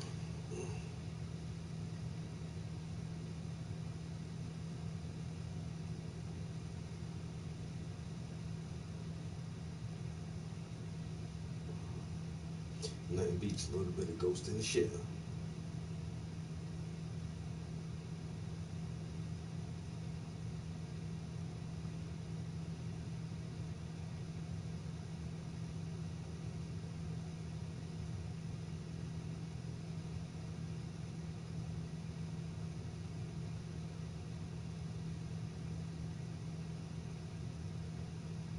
I think one of the biggest risks for autonomous vehicles is somebody achieving a fleet-wide hack. You know, in principle, if somebody was able to hack, say, all of the autonomous Teslas, they could say, I mean, just as a prank, they could say, like, send them all to Rhode Island from across the United States. And they'd be like, well, okay, that would be the end of Tesla. And there'd be a lot of angry people in Rhode Island, that's for sure. So we got to make super sure that that a fleet-wide hack is basically impossible, and that if people are in the car, that they have override authority on whatever the car is doing. So if the car is doing something wacky, you can press a button that no amount of software can override. That will ensure that you gain control of the vehicle and cut the link to the servers. So that's pretty fundamental. Within the car, we actually have, even if somebody gains access to the car, there are multiple subsystems within the car that also have specialized encryption. So the powertrain, for example, has specialized encryption. So even if somebody would gain access to the car, they can gain access to the powertrain or to the braking system.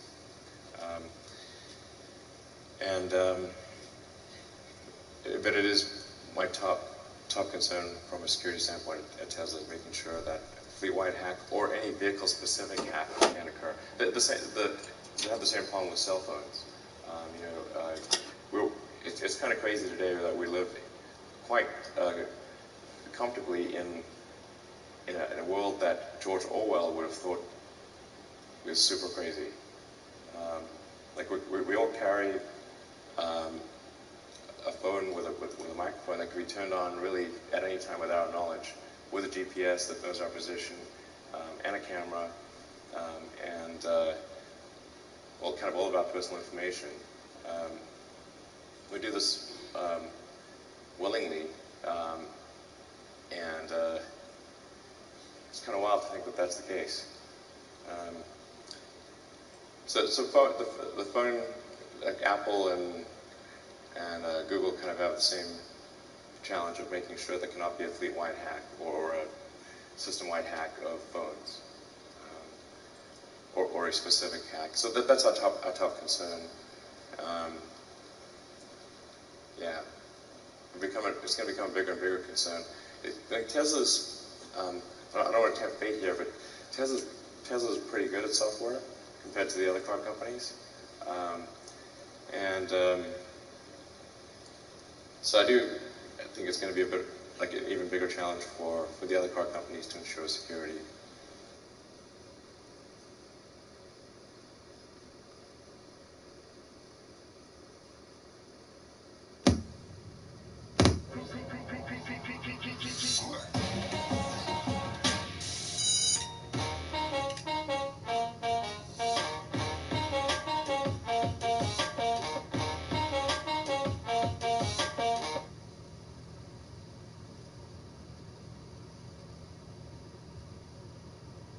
Before introducing our speaker, who's hiding back there, Tim Urban, I thought I would maybe provide a little context for this talk. Many of you know that starting last year, I began to teach a freshman level seminar, and this seminar, I had to concoct a name for this, and it's called the President's Leadership Seminar. I am happy that 27 students from my class this year are actually in the audience, and a good number of students from the same course last year are also in the audience. In this course, we talk about essentially two things. We talk about leadership, and we talk about technology. And we talk about the interactions between technology and society. And I invite a number of speakers from outside the university to come and give a talk.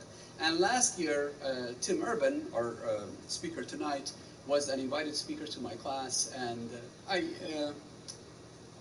became an experienced person about Tim and his ability to articulate his thoughts to an audience, and I decided based on that experience to do things differently this year. So last year when he came to my class, I realized that half of my students already knew him because he is a celebrity, in particular among younger people, and I was not aware of that. And then at the end of his lecture, students were so excited about what they had heard that they all wanted to take a group photo with him. And then for many weeks after his lecture, I was getting compliments for having invited the speaker. So this year, I reached out to Tim, knowing that he's a busy person, asking him whether he would be willing to repeat the same lecture, and he graciously agreed. And this time, being a wiser man, I decided that it is unwise to limit the audience to only the 27 students that I have in class, but I decided to open it up to the larger university community, and in particular to the students. So that is the context. So Tim Urban was going to be here to give a lecture to my class, but we've decided to open it up. The title of his talk is Mars, Superintelligent Artificial Intelligence, and Other Not Normal Things About the Future.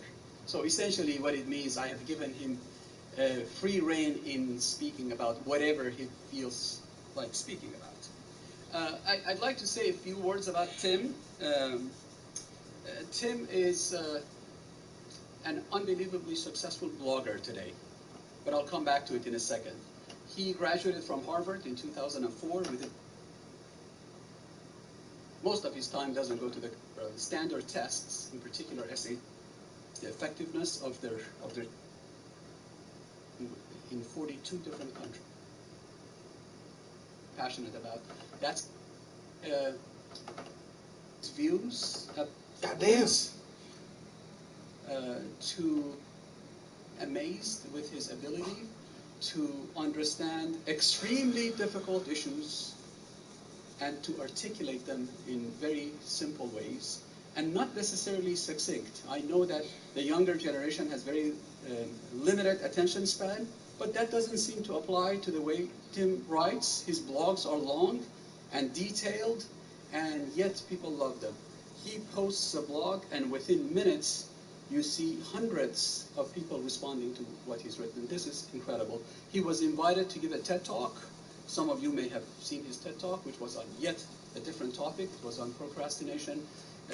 His talk was given in February, and between February and today, he's received 8.5 million views on his TED Talk, the most highly viewed TED Talk in 2016.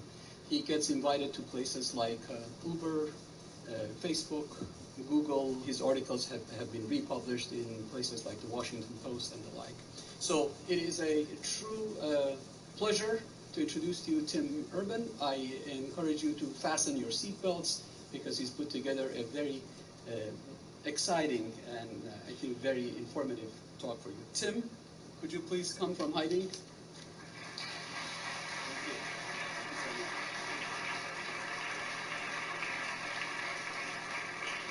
I realized while he was started that I was, if I'm standing here, everyone's going to look and see what my expression is while he's like saying compliments. It was a nightmare, so I like got out quickly. It would have been like a terrible situation to be standing here for. So, but thank you. That was very nice. I'm honored to be back.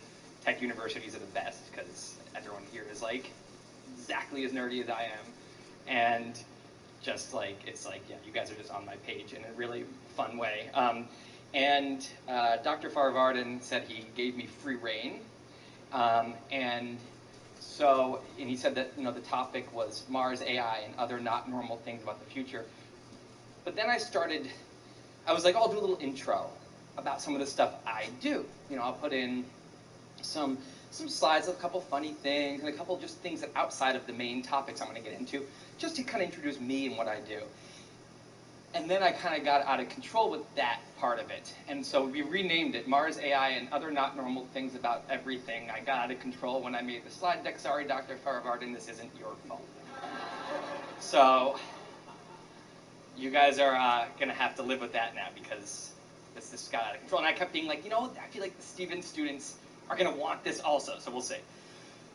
So I'm just going to, I'm going to talk a little, before I can get into the main stuff, of just about kind of, some of the different kind of things that I write on Wait for Why. So it's just, it's all different kinds of topics. A lot of tech and science topics, but also just a lot of things about the craziness of humans. We're all kind of insane.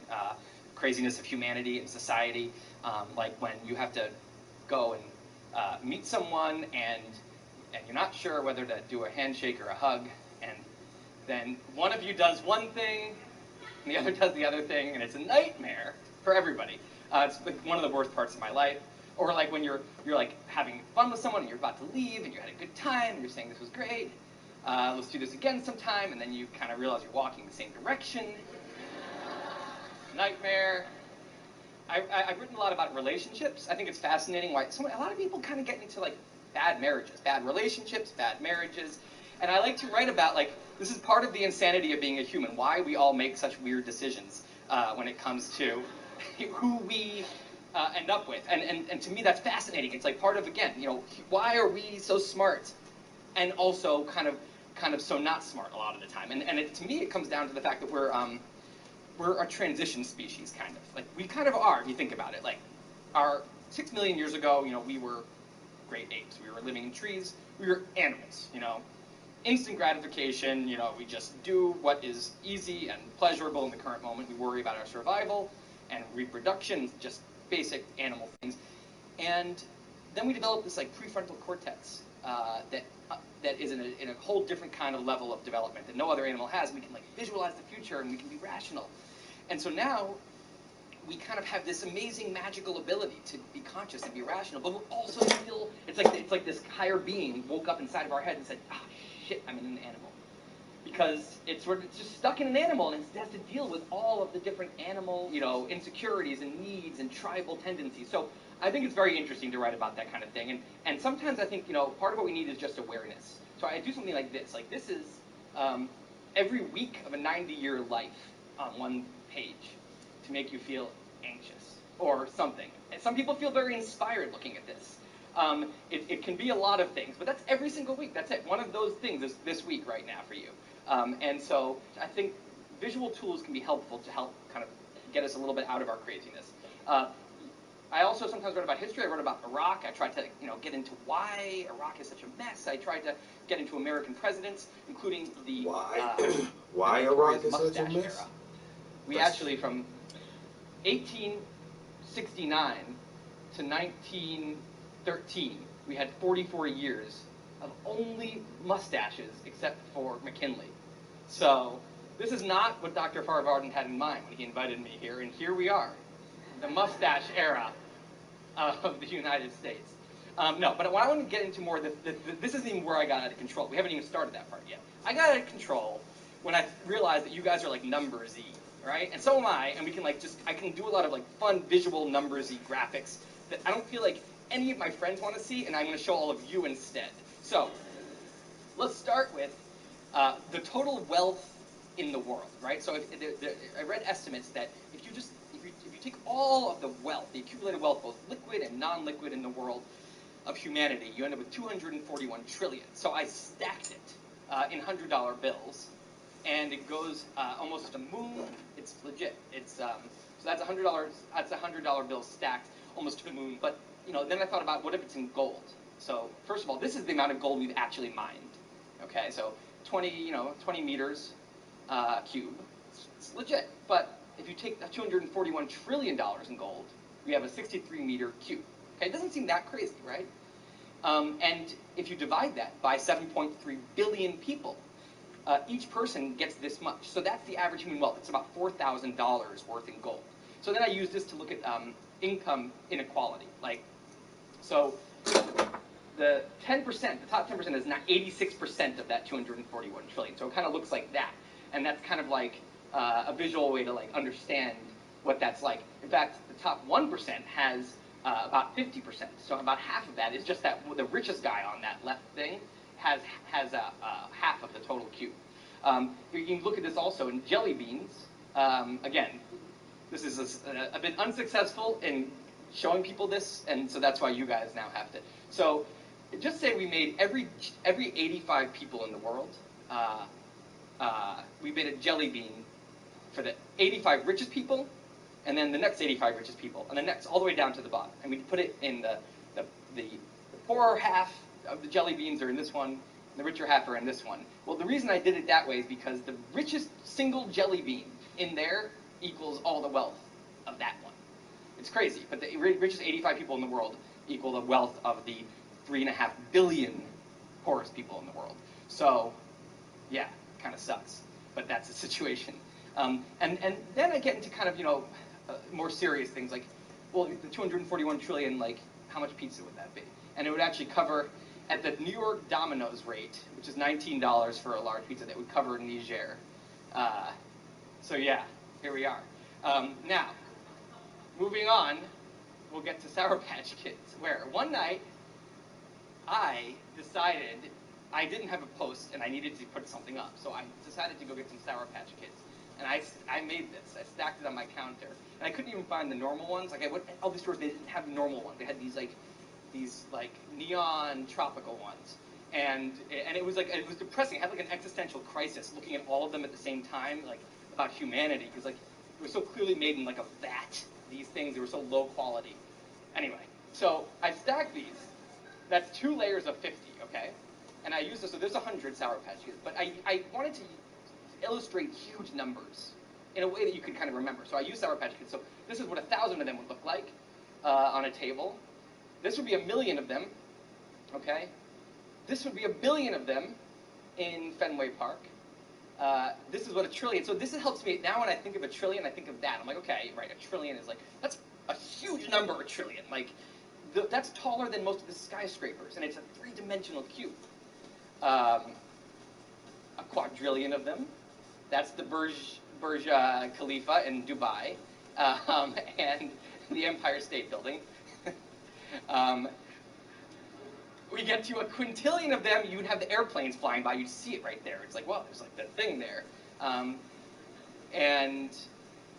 then you get to a sextillion of them, okay, and now we're on top of Switzerland. Switzerland's in the shit down there. Septillion of them, we're covering India. So an octillion gets crazier. It's the size of the Earth, basically. Of course, at this point, this would not be a clean cube. It would have become, I think fusion might have ignited on the inside. You'd have a full thing over there. And then finally we get to a non-alien. And I never thought I would have a reason to talk about a non-alien, but now I did. So there's the moon and the Earth. And so while I was doing cubes, I decided to, well, how much, if I took a cube and I put all the water in the world in it, how big would that cube be? And this is where I ended up. So it would be like that. It would be on top of the U.S. and it's big, but it's not crazy. But that's all the oceans. That's everything. Now the fresh water would be that smaller cube. And then look at the little drinkable water on Tennessee. It's all mini because most of the fresh water is in Antarctica and Greenland and ice. Once you get down to the rest of it, most of that is in the air or in the ground. The amount that's in rivers, which you see over there on North Carolina, is tiny. And rivers and lakes and tiny little things. So that's the amount of drinkable water we have. No real point to this. I just kind of think it's cool. Let's get back to people. So, 7.3 billion humans, right? But there's been estimates, and this is one of those hazy estimates, different people say different things, but 108 or so billion people have lived. Of course, it's when was the beginning of the human race? That's up for debate, but that's a ballpark a lot of people have come to. And so it's kind of crazy. I think we feel like human race has been going on forever. 1 in 15 humans that have ever lived is currently alive.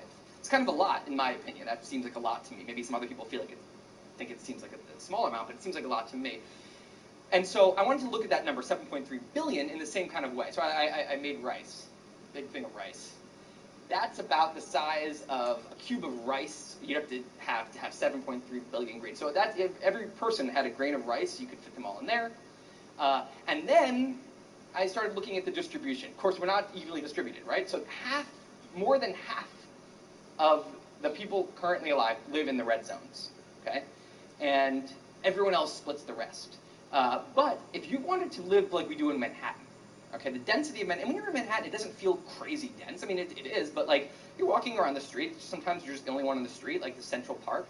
But if we all lived like that, we could fit everyone in New Zealand, whole human race in New Zealand.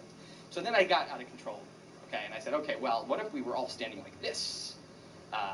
Well, then you could fit the whole U.S. in here, in a 3.5 mile square. You could fit the whole U.S. that you could just kind of walk around in 5 hours, and then the whole world you could fit in a 17 mile square that you could actually just walk around in one full day. And that would fit in the Gambia, on the end of it. So the very end, I always think that Gambia is such a silly country. Like, why are you the way you are? And in the very tip of it, you could put a square and fit all of us, everyone. I mean, it wouldn't be pleasant for anybody, but you could. Or you could also fit all of us in New York City. You could fit all of China, India, and Japan, and Queens, all of Africa, South. So that kills the overpopulation theory right there. A while ago, I heard a theory that, you know, everybody on the planet can fit in France. If we stand shoulder to shoulder, we can all, like, be in France.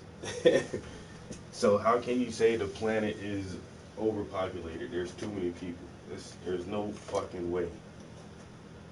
America and Oceania in Brooklyn. You could fit the whole U.S. and Canada and Mexico and all Central America in Manhattan. So then I didn't stop there. And I said, what if this is all 2 dimensions? Why are we stopping here? Why don't we stack people?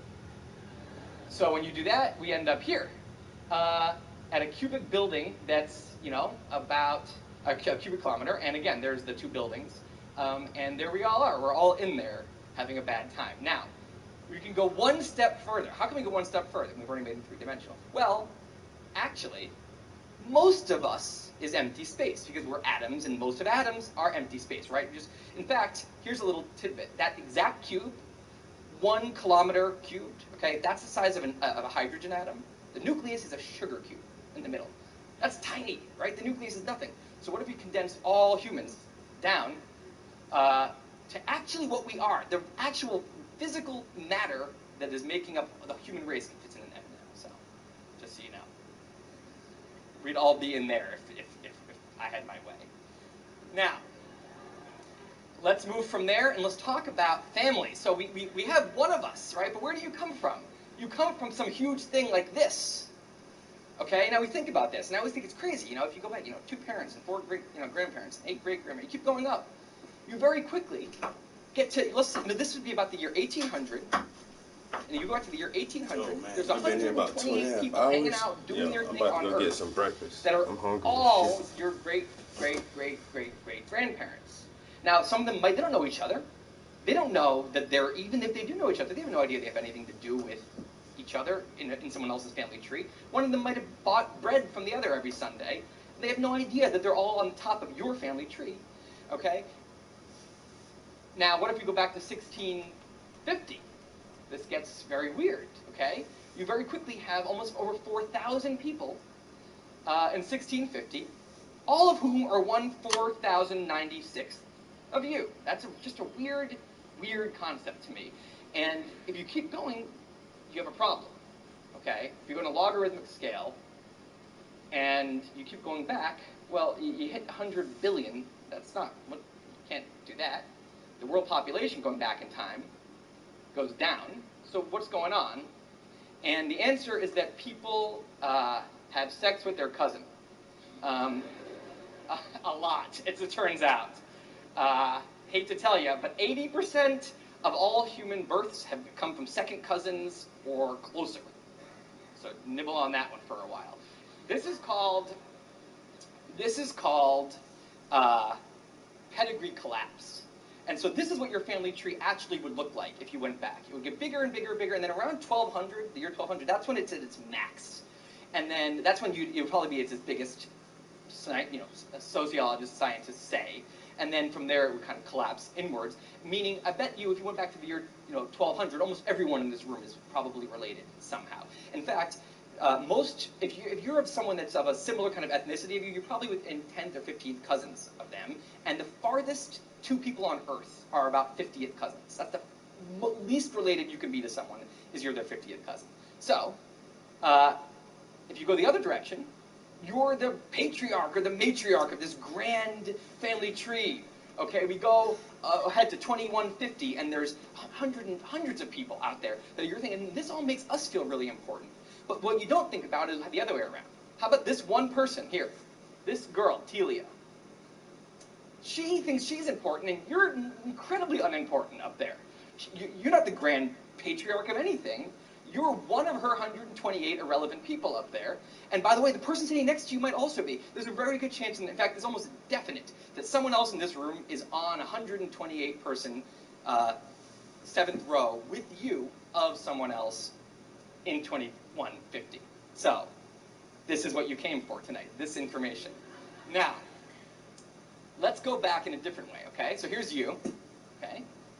This is your dad. This is your great-great-grandfather, if you're a white Christian person. And this is your great to the 20th grandfather. This is probably what he was doing. This is in the 1300s, right? Let's keep going back, because I always think about this. I mean, if you just, it's not that many generations before things get super weird. So, we go back 500 generations. We're this guy, okay, living his life. We go back some more, 14,000 generations, and we have someone called Y chromosomal Adam.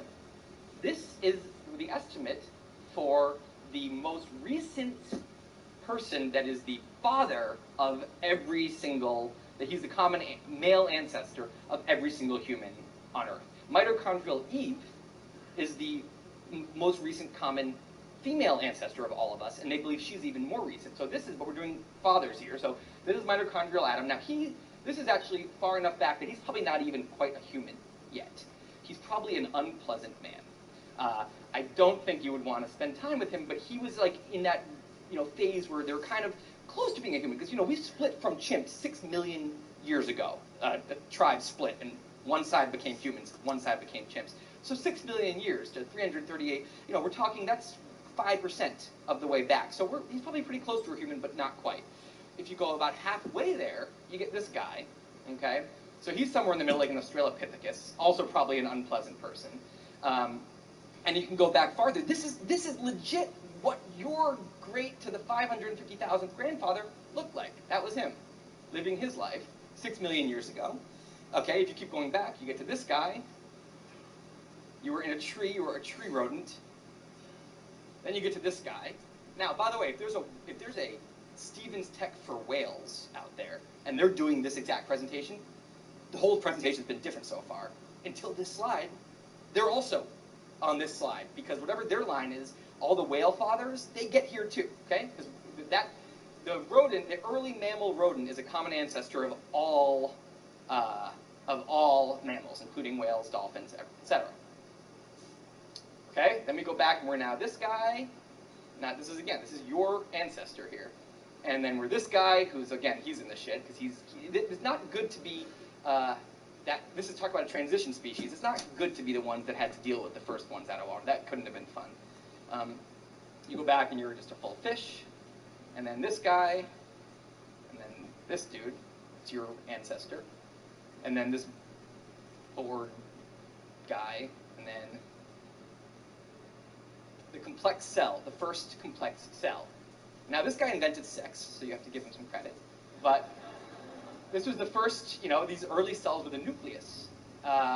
Single-celled organisms, but it was a huge potential, maybe, a great filter-style leap to go from simple cells to complex cells. And then finally you get to this guy, simple cell, bored, living his life.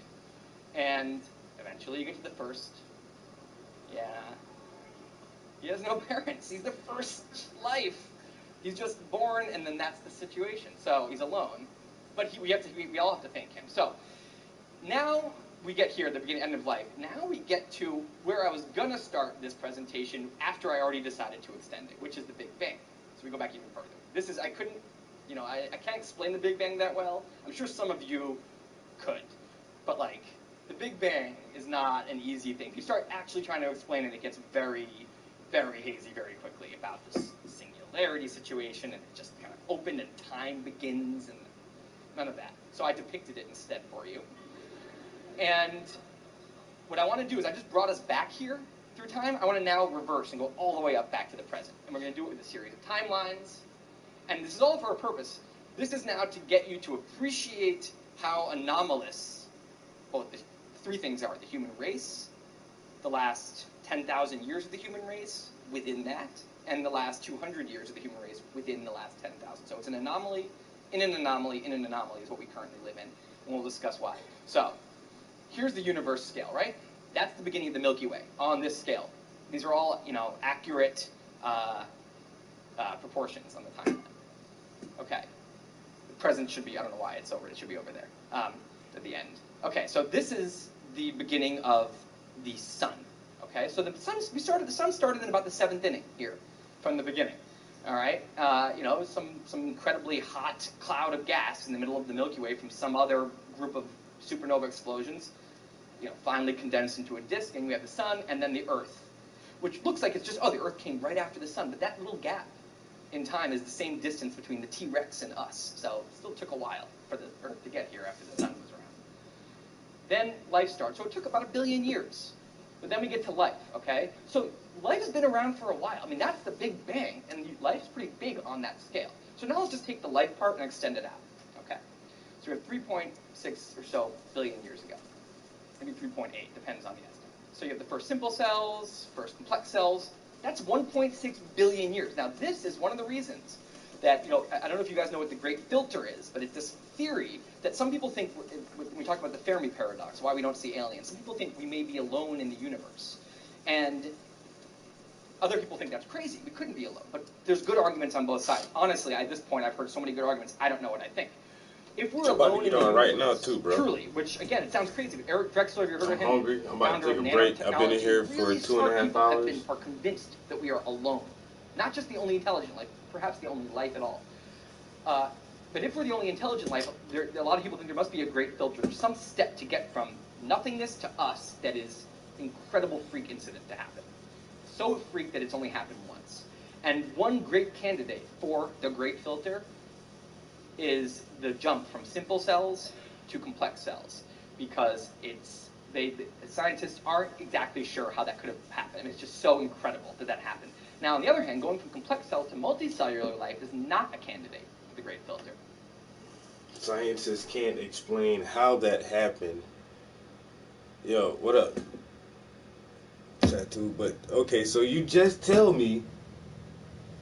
So this motherfucker just tell me he's gonna break it down and go all the way back to the Big Bang, and we were multi-cell life, simple cell life, and then the first complex molecules. But then he just said that science cannot explain how the first cell came into an existence. So how are you telling me this is how it happened if you can't explain to me how it happened? Exactly. You know what I'm saying? I don't know. Like, you just tell me one thing and then you turn around and in the next paragraph say, "Oh, science can't explain how it happened though." But yeah, complex organic molecules somehow formed the first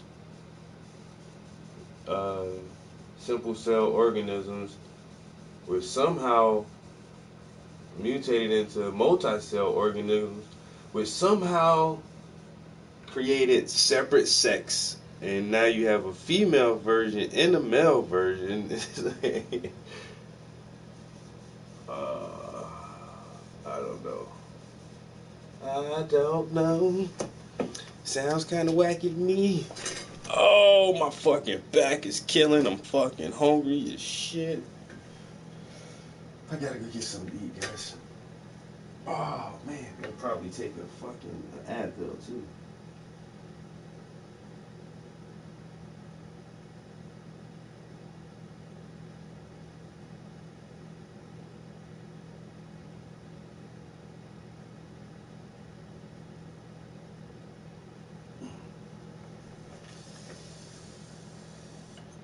Oh, yeah. Oh, man. That hurts really bad. It hurts really bad. 'Cause I'm an old ass man. Yes.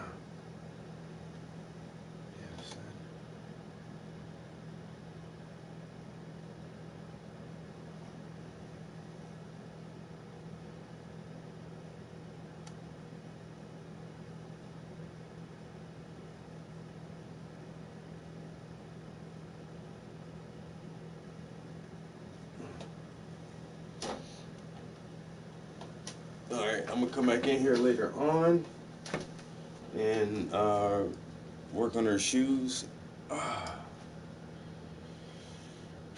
Boy, I can't hardly stand straight up. And then I'll start filling in the background on this one. This one is going to be super tight. Let me get these brushes cleaned off.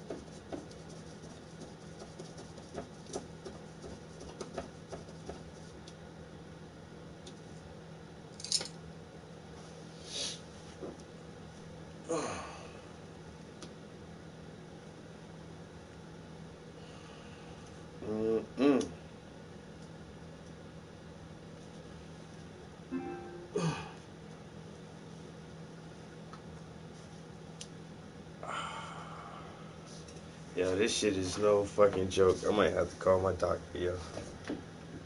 I would hate to go to the doctor today. Damn. Oh my god.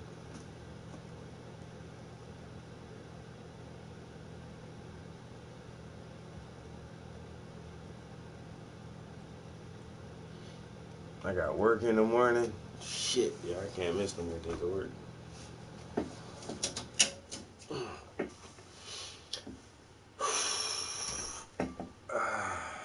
I'm about to go grab something to eat and veg out on the video game for a couple hours. I don't know if you guys want. Me and Arvid Sarge are gonna get on some Ghost Recon Wildlands, and I'm gonna stream it live if you guys want to watch that for a little while. I'm trash at that game, but Arvid, he goes beast mode on that shit, man. So this is the shit, man. Oh boy, this is the piece that I'm currently working on. Started a couple large paintings in the past week or so, so you'll definitely see me in here a lot trying to get these pieces done. I dropped off some art the day before yesterday for an art show for December. It'll run for the month of December and January 2018 at AFA Gallery in Scranton. So next Friday I'll be broadcasting a little bit live from Instagram, probably just to show some of the other art that'll be at the gallery. and to show some of my pieces that will be hanging there as well. So look out for that. Friday, December the 1st, probably about 7 o'clock or something like that, 6:30, 7 o'clock, I'll be streaming from Instagram Live at the art gallery. But like I say, now I'm about to go sit on a heating pad and take me some pain pills and grab some breakfast, and I'll get with you guys later. Yo, peace. Till next time.